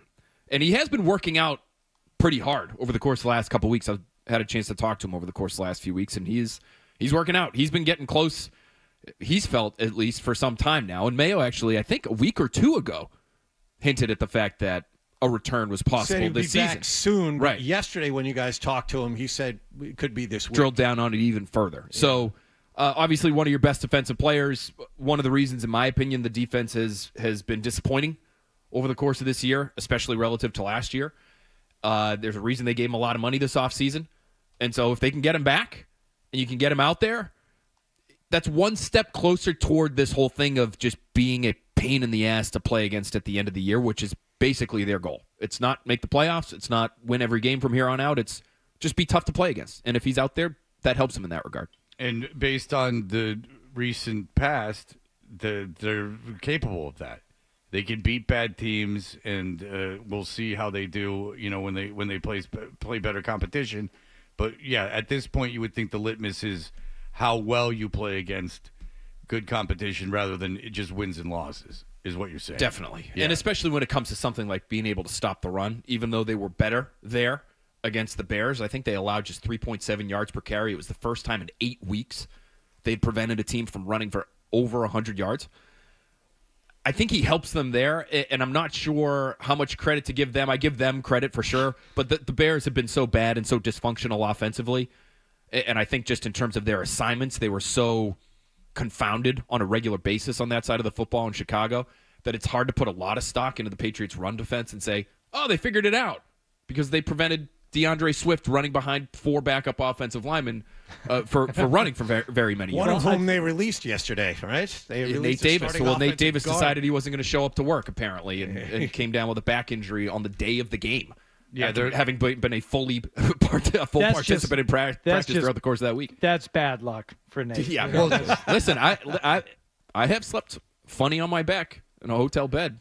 Woke up the next day, I would not be able to play a football game. He wasn't even going to be able to rap for his rap group. Not that either. And now they're saying that veterans cardiovascular exercise. That's right. Now they're talking about the veterans didn't want Caleb Williams to start anymore. Like that whole situation is a disaster. Yeah. I mean, a real disaster. So Patriot fans could look at Chicago. Chicago was a lot of people, a wild card pick for a lot of people. A lot of people. They got over the moon with them. Caleb Williams, there was an argument before the season. He was coming in to the best. There was a debate. Is this the best scenario that a top pick has ever been in for his rookie year? And look at how Drake May's being developed. As much crap as Mayo gets, in Van Pelt in particular, look at the development of Drake May. No one on this. They wanted him to. It seems like the players wanted him to start. There's no barking about his performance. Caleb Williams is great talent, but things could be going a lot worse than are going on in New England right now. I don't like the negative talk around New England right now, because I think this is really a best-case scenario. I think it's really funny that the Patriots beat the Jets and the Jets spit into a ditch and, oh, my God, the season is lost, and Patriots beat Chicago, and now Chicago, their season is lost. It seems that the baseline is losing to this particular team this year. Yeah, but it should be. Definitely. You should be everybody's get-right game. Yeah, like the Jets, there's no excuse that the Jets lost to the Patriots. There's none, and especially the way they lost. Like, they lose Drake May. The Jets get the lead, they lose it. The Jets get the lead again, and then they're all-pro, world-class defense with all the Hall of Famers on it. Yeah. Can't stop Jacoby Brissett from going the length of the field for a touchdown. Kayshon Boutte beats Sauce on a seam route up the hash mark. You can't stop them in the red zone. They got to score a touchdown there. You can't stop them from scoring a touchdown. That's inexcusable. So the Patriots, all this is like the Jets suck, which they do, and the Chicago sucks, which they do. But you were supposed to be that team. Like, you were supposed to be the one losing those games. No one before the season, or even before that game, really, but especially before the season, thought that they would beat the Jets at home except for me. And then, because I know what goes on with that team. That's true. But I'm no Kresgener expert. I just know what happens with that team. Yeah. Before the season, no one thought they would beat Chicago. So I don't care what's happening. They had a healthy Caleb Williams. They had DJ Moore. They had Rome Odunze, who some people wanted them to pick. And look at that now. All the geniuses out there that said, and this is all positive Patriot stuff, by the way, but all the geniuses that said, no, this isn't the situation you want to put Drake May in. Well, it is now. And this is going as good as it could go. In my opinion. I want to ask you what you're saying when you say you don't agree with the negative talk. What is the negative talk that you disagree with? Okay, that you beat a bad Chicago team and there's no stock in that, and then the Jets are a mess and there's no stock in it. Like you just mentioned, John just mentioned, Chicago loses the Patriots. Eberflus is never coming back. They fire their offensive coordinator. They're releasing offensive linemen. I'll give you one, Fred, and this is something I heard on Felger and Maz yesterday. And this is maybe the most damning thing that I've heard said about this team right now, and I'm not sure it's completely wrong. They're essentially the same team they were last year. Yeah, so I disagree with that. I talked about that a little bit on TV last night. Okay, so if you feel that way, I feel like you don't remember last season. I'll let you go off on it, but here's what was said: that the coaching is different. You have different people. There's certainly a new quarterback, and you can't. That one, even they wouldn't argue. There is hope now with this quarterback. But in terms of how the defense is playing, how the game plans are going, the number of wins and the actual outcomes and the actual status of the team, they're about the same team they were last year. So here's the thing. It's too hard to gloss over the quarterback and say, I know the quarterback, but how about everything else? Because the quarterback impacts the entire team. He's that important. He doesn't even just impact the offense. He's putting the defense in better situations to the point where the defense, I would say, is worse this year than it was last year in just about every statistical measure. And even if you're just looking at the talent on the field, they're missing three of their best players from last year: Barmore, Bentley, and Peppers. And who they traded, Judon. And Judon, although they were without Judon for most of last year, so I don't even really count him. All right, fair enough. But offensively, this team is leaps and bounds beyond what the team was last year. Last year, they averaged 13.9 points per game. It was tied for last in the league. This year, overall, for the season, the number's not that much better. I think they're right around 16 or just a shade above. But since Drake May has been in, they're almost a full touchdown better than that, which is significant, right? They're averaging almost 19 points per game with Drake May. That's not going to beat anybody that's vying for a Super Bowl this year on a regular basis. It's not unbelievable, but it's significantly better. Hardy, this time last year, can I just remind you really quickly? Sure. This time last year, they lost 3 games where they couldn't score 10 points. They lost to the Colts in Germany 10-6. They lost to the Chargers at home 6-0. I remember that. And then they lost to Tommy Cutlets, I believe it was 10-7 on the road. Well, he was a phenom. He was unbelievable. Okay. I'm just playing devil's advocate because the team feels different. The attitude is different. I can't help but feel differently about this team. However, talking about Drake May, it's impossible not to mention Drake May is the most important thing. Of your 3 wins, Drake May was only in there for one of them. How about this then? Well, then that's a positive. That's against his argument. But how about this? You lost a very controversial. People love Belichick with the 6 Super Bowls, so you lose this incredible mind, and you're playing a rookie quarterback. Right there, if everything was exactly the same, that's a good news. Your rookie rookie coach is performing at the same level with the same talent as a Hall of Fame coach, and you're playing a rookie quarterback. But people aren't reasonable, and they expect immediate improvement. Moving from Belichick to why did Belichick get fired? Why did Belichick get fired? Off the top of the head, what was the main reason he got fired? Roster that he constructed, not coaching. That was the whole thing. He can't put together the roster. He's not a good coach. So with Bill Belichick's roster, Mayo's coaching it to the same level. That's great news. That's again, when I say these are like as good as you could have expected, that's as good as you could have expected. So a guy that never has been a head coach is doing as well. The argument is they're the same as a Hall of Fame coach. But again, that's great. The expectations are unreasonable, and then people want improvement. They want improvement from a rookie quarterback that didn't play in the first 5 games. Well, what did he come in week 6, week 5, 6, whatever, and from a head coach who has never been a head coach before. Well, it was even though he was a Hall of Fame coach, it was a dumpster fire last year. Yes, and they have a clearly better player quarterback. So I actually understand the expectations being a smidge higher. You should still be reasonable about it. I think this is about where a lot of us thought they would be at this point in the year. So the expectation is that Mayo is going to outcoach Belichick his first year as a coach? I don't think it's completely unreasonable to expect a better product than what we saw last year, Fred. It was that bad. Oh, no, I watched it too. I had to watch it too. Then why are you surprised that people are expecting more? Because there was all this controversy about getting rid of Belichick. They really. But by whom? Still there was. Or from whom? The paying public. The fans. The Bobos. I don't think the masses. I think it was the unreasonable Okay, we vocal just minority. put a video up on Instagram that Nick put up of me making fun of Belichick attacking the team, and read the comments on that thing. Other than me to go kill myself, they're endless. Belichick, they screwed up. Belichick. I think that you're hobnobbing at these salons with the academics of the football. Yes, the Patriot fans. This was big controversy, and by the way, everyone wanted Mayo fired after the whole their soft thing. That's true. I mean. The expectations of this team were 4.5 wins with Vegas. They win 5 games. They outperformed Vegas, and they could certainly get there. They got 7 games left. They need to go 1-6 just to match last year. But Vegas is telling you they should have outperformed what they did last year under Belichick by setting the number at 4.5, or it should be at least the same, right? And he'll meet those expectations. Fine. I think there's 1 win in there. They'll meet them.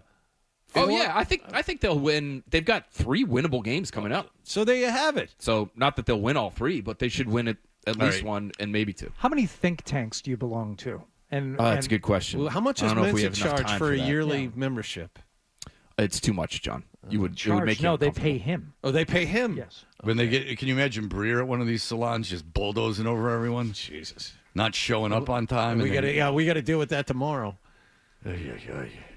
He doesn't show up on time. Is that true? No. He never shows up on time. Never. We get a text at about. He's supposed to be here. We told him to turn around and go home last Friday. We get a text. He comes. You know where he lives. Route 3 is always a disaster, and yet somehow he always gets caught in traffic. But then again, he has time to run before, and then lives in Duxbury by choice, which. There was a time, Phil, and we're not lying about this. He showed up late, but he had a fresh coffee cup full of Dunkin'. See, that's a tough look. That's tough. Really you show up. It's like, well, He goes, the guy had Amazon walk last the dog night. And you're like, well, okay, that sucks. You're like, I get it. You were working late and you have to be here at 7. And he's like, yeah, I went for my jog. And you're like, whoa. Yeah, I know. Like, you get up in the morning and you put on clothes and you go to work.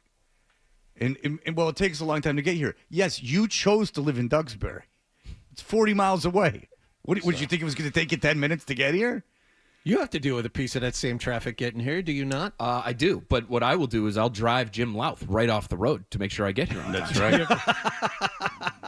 That happened. If that doesn't say something about who really cares about contributing to the program and who doesn't, Yeah. By the way, you live 45 miles from somewhere. Like, traffic is not the issue. The issue is the space between you and the place you're going. And like, unless you can Star Trek your way there, 45 miles is going to take a good amount of time. That's like vacation. You know, people take vacations to places 45 miles away. The terrain is different.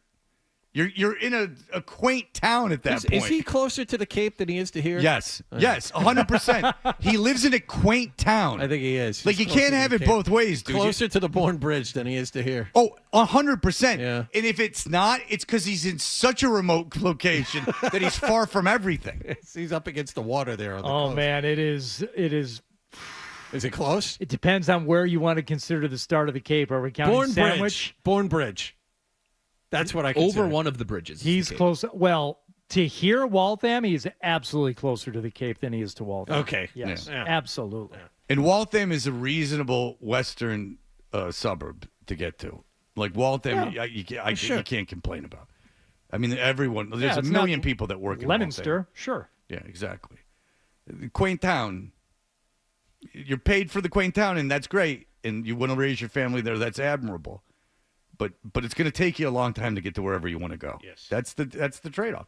All right, Phil, let's talk about Sunday's game. I am interested in this matchup because I don't think they stand a chance. But I'm interested in your take on it. We'll be back in just a moment.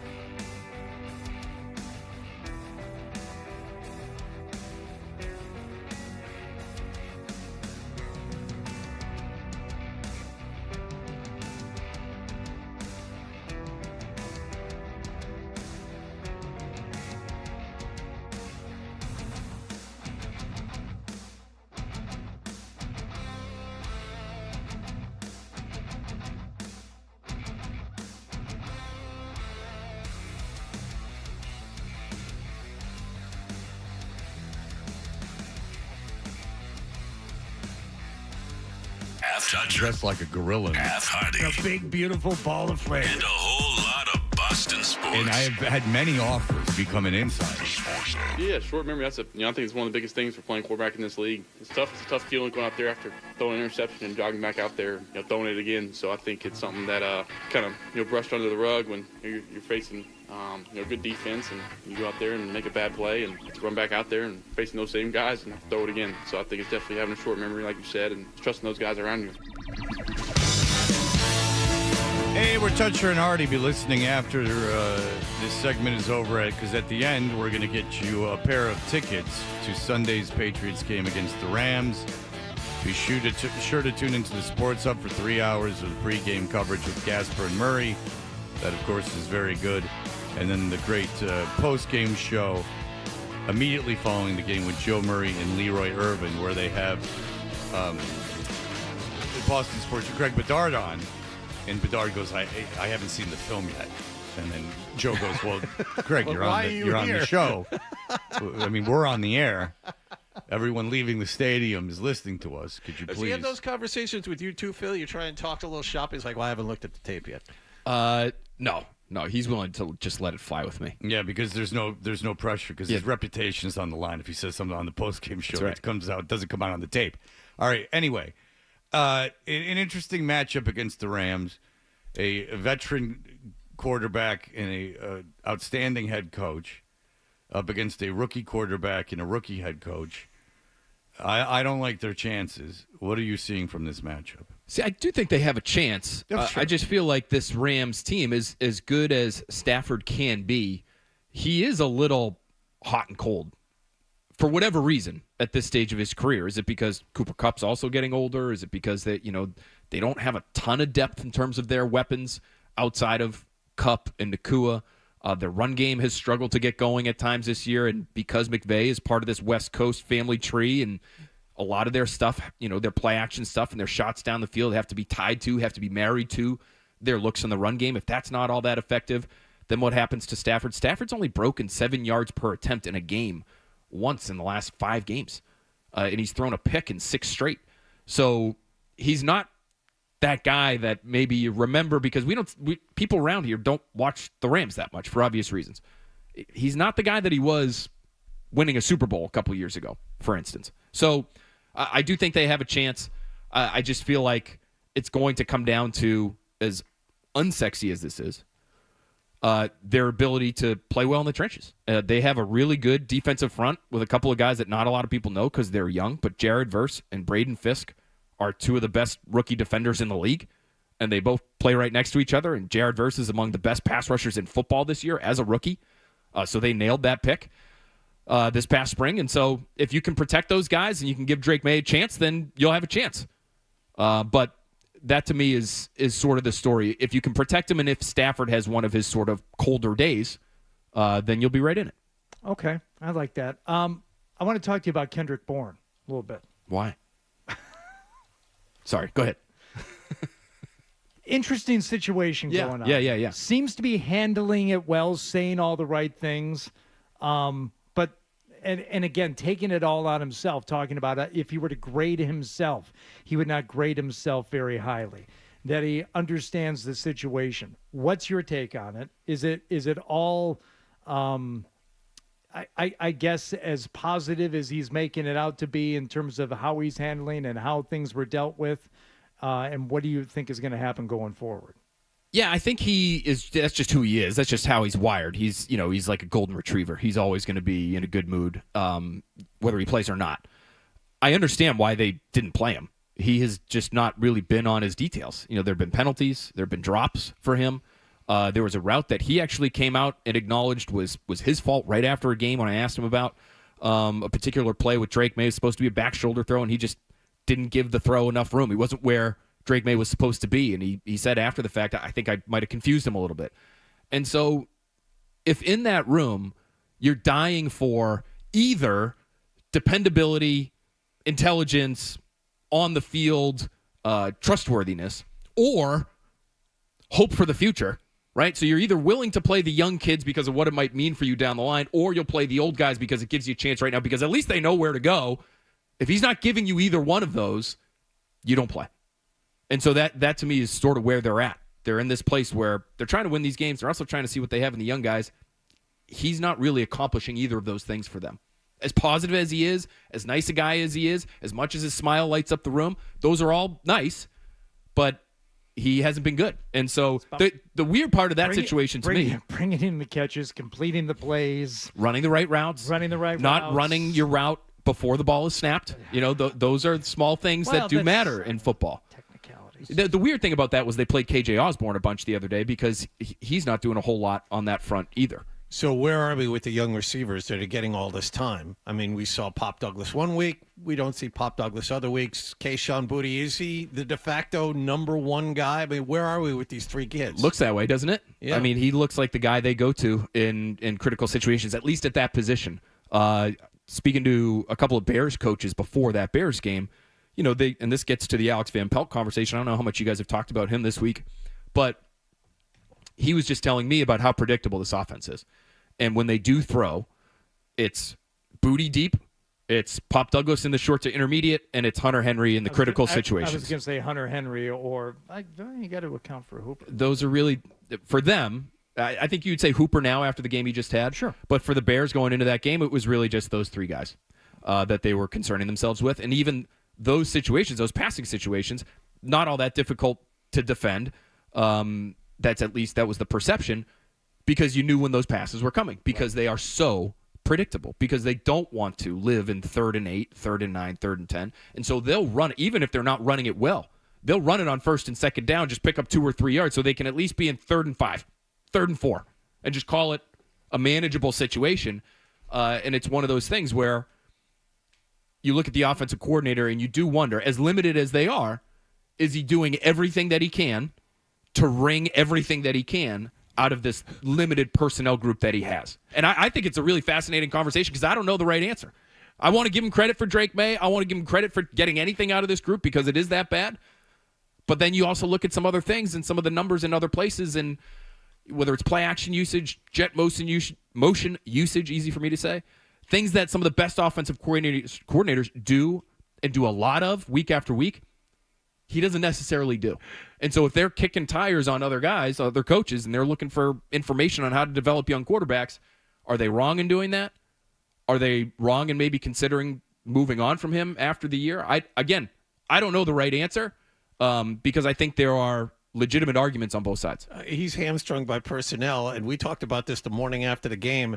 They try to reverse throwback to the quarterback. Most times when teams do that, it's to take a deep shot down the field, but because the Patriots can't block anyone and aren't good at executing it, it wound up being a screen pass out to the right that went for 7 yards. 7 yards. I know. 7 yards. But what I'm saying is, how many teams run that play and throw a screen pass? It's damn near explosive, John. I don't know what you're talking about. Well, listen, that's another thing. Okay, screen game. Alex Van Pelt said over the summer they want to be the best screen team in the NFL. Congratulations. Okay. Worthy pursuit, I would say, for the personnel that they have on this team. Because what is the screen? Screen is being well coached. Screen is synchronized action at all levels of your offense. They haven't been good. They have not been good with the screen game. They're 23rd in yards per attempt on screens. They're 31st in quarterback rating on screens. They're 30th in EPA on screens this year. That, to me, is not about talent. And so if you're looking at the coaching and you're saying he is limited by his personnel, which I would acknowledge he is. But receivers should be able to block. Can they not be a little better in the screen game? Yeah, like that's just like hustle in putting things together, because some of that is downfield, or that's receivers blocking and things like that for those screens to work. Do you guys feel that it's weird if ownership, which was Albert's report, if ownership is going out of its way to do some research on how to maximize young quarterbacks? I was going to ask you about that. I don't know why that's a big deal. I think it's a good thing to if you have access to a bunch of in anything, if you have access to like great minds and they're willing to talk openly with you, I would want to investigate that. If I'm interested in something in achieving a goal, I'd want to rifle through as many opinions as I can. Now, if as an owner, you can't take that information and start meddling, but you can take that information and watch now with that eye and see how things are going this year. And if I'm Alex Van Pelt, I got to know that that's very reasonable. There's no guarantee that he comes back. He wasn't He's not a hot candidate. He's not a great, he's not changing offensive strategy in the NFL. So I don't have a problem with that at all. I think a lot of do you have a problem with it? No, I don't. I said this last night. We discussed it on BST with Felger and Hawley. I don't begrudge ownership at all for doing it. What I would say, though, is if they take this information and it leads them to the conclusion that they need to change offensive coordinators at the end of the year, I would just be very careful about that. If the quarterback continues to trend in the right direction and at the end of the season you're looking at this guy and you're saying, boy, is this guy great. Because to me, the offensive coordinator has a lot to do with that. Not everything and not the most. It's still mostly Drake May.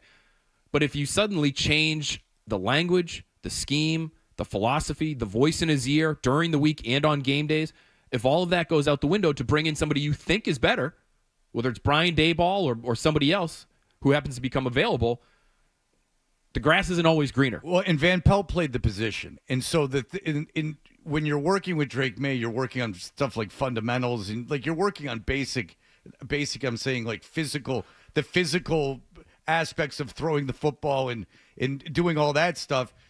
So I agree with you at this point. If he's developing Drake May, you don't want to put in some whiz kid that never played the position that's just going on theory, because that's not where they're at right now, right? Right. Well, and I would say even if it's somebody established, you might look at the quarterback and say, well, he'll be fine with whoever is coaching him. We just want to bring this guy in because he's going to help our screen game. He's going to do this, motion at the snap stuff that we didn't do in 2024 that might help get more out of our personnel. He might use more play action. He might prevent us from being as static as we were during Drake May's rookie year. And that'll help the rookie quarterback. Maybe, but I don't know how you know. We're saying the same thing. Yeah. I mean, if Van Pelt, for whatever reason, is developing Drake May well, and that's at the expense of being an innovative offense next year, I'm sticking with Van Pelt. That's enough to save his job, in your opinion. Right. To be good with the quarterback. Because best case scenario next year, you're battling for a wild card spot. Like you're Indianapolis, essentially. Like you're in the mix. You're a threat. You, by Thanksgiving, you should still be mathematically in the mix. Your game should matter through November. I would say is the ultimate goal. Or you could get a 41-year-old quarterback and have your game start mattering by Halloween. That's the other option. You can just ditch the whole Drake May thing and bring in an a-hole old man who knows can't more move than you and let him run roughshot over everything. That sounds like a horrible scenario. Yeah, that's not good. Yeah. But you got to be a special kind of stupid for that. You're lucky you got the crafts. They ain't that dumb. This is on and off the air, by the way, in case you were wondering. Well, it's a shame when something you like ends so early. Yes.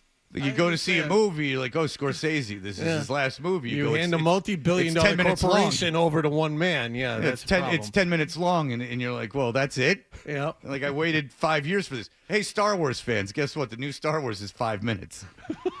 Like, I've waited my whole lifetime for this, and then it ends right at 5 minutes. Always leave him wanting more, though, Fred. No, not in this. But situation. I can't imagine a guy who's an heir to a fortune being an idiot. That's what's confusing. Stunning. Yeah. That doesn't track at all. No, that when you've just been handed your money, and that doesn't guarantee any kind of emotional or intellect at all. Emotional intellect or otherwise. Apparently, he's a real dummy. So you got that going for you. All right, Phil. Thank you. Good to see you, Phil. Thank you, guys. It's always a pleasure. Good information today. Caller number 10 to the contest line. Adam, thank you. I remembered. Pro. That's all I'm saying. Pro chops. Grandy pro said attitude. it during his broadcast, Caller number 10. Thank you. You're welcome. Caller number 10 to the contest line at 617-931-0985. I love you, and I think you know that. That's never going to not be funny to me. 617-931-0985 will win a pair of tickets to see Sunday's Patriots game against the Rams. If they win, feel free to cry. Be sure to That guy in the morning show. Yeah, be sure to tune in to the Sports Hub for 3 hours. It's great pregame coverage with Casper and Murray. They're great together, as are Joe Murray and Leroy Irvin with the fantastic postgame. I listened to them both. They're both 3 hours long. You're going to catch part of it. It's the best pregame for Patriots fans that exists, unless Phil does something too, and that's great as well. At NBC Sports Boston, correct? Yeah, we have a pregame show, which is also great. Yeah, and you can watch them separately. They're different mediums. Right. So you watch NBC one Sports and listen to Boston, another. and then you go in the car, and then you listen to everything else. I am on the pregame show here as well, so consume both. Wow, That's what I would say. I've heard you on the pregame show here. Double dip and Perillo double dips. He's doing Patriots pregame and he does a hit every week on the. It's like the sports. porno taboo, incestuous. That was a good one. Thank you. All right, we'll be back. Here are the headlines.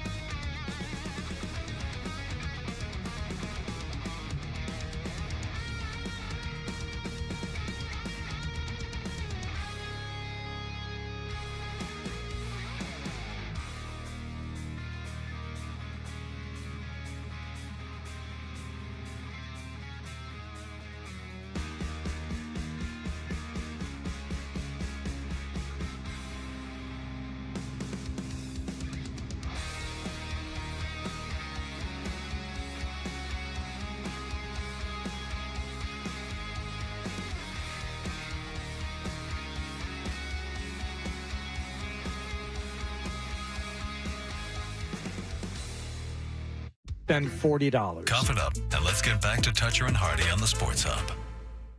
We know what you're thinking. What could I possibly have missed from the show?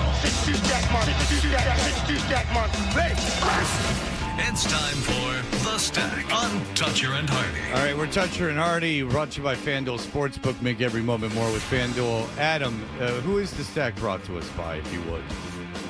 Did I not give you the copy? It's fine. You can read I it. have it. The Stack is brought to you by D'Angelo Grilled Sandwiches. Have lunch with a legend this week.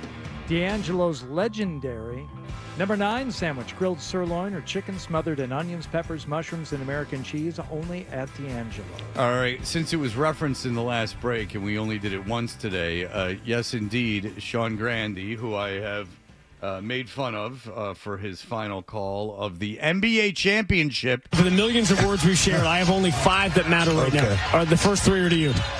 I love you, and I think you know that. And I can't imagine my life for the last 23 years sitting next to anybody else. All right, so he goes on, makes it all about himself. And here we are. It's last night. They're in Brooklyn. Here are Sean Grandy and Cedric Maxwell talking. Did you have buildings you played in on the road where you just felt super comfortable? Actually, you played on really good teams that won games on the road, but New York. where there's really, or is there a reason why? Madison Square Garden. That was the place we wanted to play in. The only thing I hate about this building is there's a door which is open behind us, and it's like it's a wind tunnel coming in here behind us. And getting a little colder here in New York. Barely got to 50 degrees today. You know, something still, even for Cedric Maxwell and the rest of us, Madison Square Garden was a home. When I played there in 1976 in the NIT, I fell in love with that building.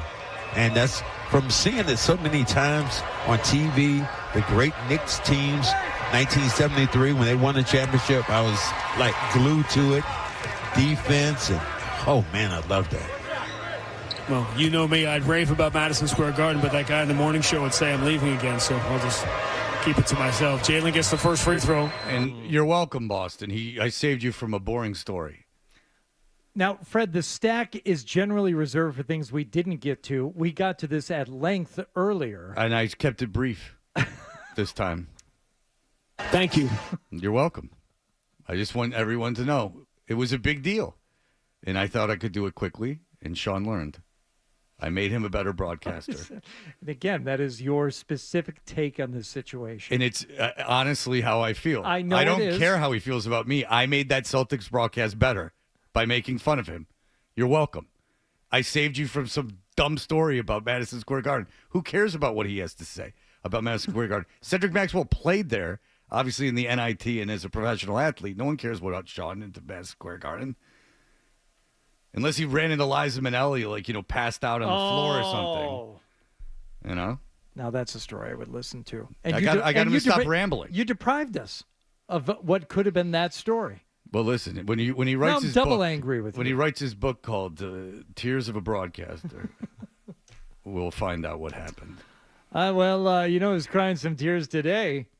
Alex Jones of InfoWars. He seems like a good guy. He had to put his InfoWars, the whole outlet, on the block as part of the bankruptcy settlement with the parents of Sandy Hook. Do you know who bought InfoWars? Who? The Onion. Sweet. The Onion, whose parent company is Global Tetrahedron, declined to disclose how much they paid for it. $1. But no, it's probably a significant amount of money. The Connecticut families of victims of the Sandy Hook school shooting backed the bid by The Onion to purchase InfoWars intellectual property, which might be considered a contradiction in terms. There's a documentary about the families of the kids that were killed in that shooting and what the ramifications of what Alex Jones did. And they were getting stalked. They were getting not only cyber-stalked, they were getting physically stalked. They became evil after their kids were killed in a mass murder because of this one guy. Well, this guy's rhetoric and his fans, and so just watch the documentary. It's not like a free speech issue. This was real bad. He tortured these people. Yeah, he's a lunatic. Anyway, I don't know if he's a lunatic, but he's not a good guy. Giving a lunatic is almost giving a way out. He didn't believe what he was saying. He admitted it on trial. Yeah. He didn't believe anything he was saying. No, he admitted under oath that he made everything up. Yeah. To make more money for himself. Yes. So the families backed the bid to get InfoWars website, customer lists, inventory, certain social media accounts, production equipment. So it's like Kramer getting the Merv Griffin set. They get all that stuff. And they agreed to forego a portion of their recovery to increase the overall value of the bid so that it would be successful. Good for them. And they'd take over InfoWars and everyone that lived and died by InfoWars, and that was their whole identity, and they bought all the advertisers on InfoWars. It's all like there's a bomb coming and you need rations. It's all survivalist stuff. And so now they can go find survivalist stuff elsewhere. Be careful with all these people that are saying these wild things. I am not positive how much they know. Saturday Night Live did a great skit with John Mulaney, where John Mulaney was saying that the election of Hillary Clinton, that he had tweeted the election of Hillary Clinton getting elected was like the worst thing that ever happened. It was a national crisis. So they brought out her actual running mate, the guy that was the vice presidential candidate, and they ask him who it is, and he can't name him. And he's like, but I'm here. And then he leaves, and then they ask him 2 more questions, and then they ask him another question, and then he comes out, and they go, name him now. They're like, I'll give you all the money in the world if you can name him now.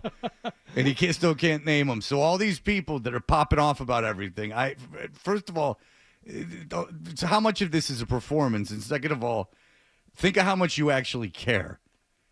If you can't, can any of you guys name Hillary Clinton's running mate? I can't. She won the popular election. I just looked it up. It was really funny. I just looked it up, so I know. Okay.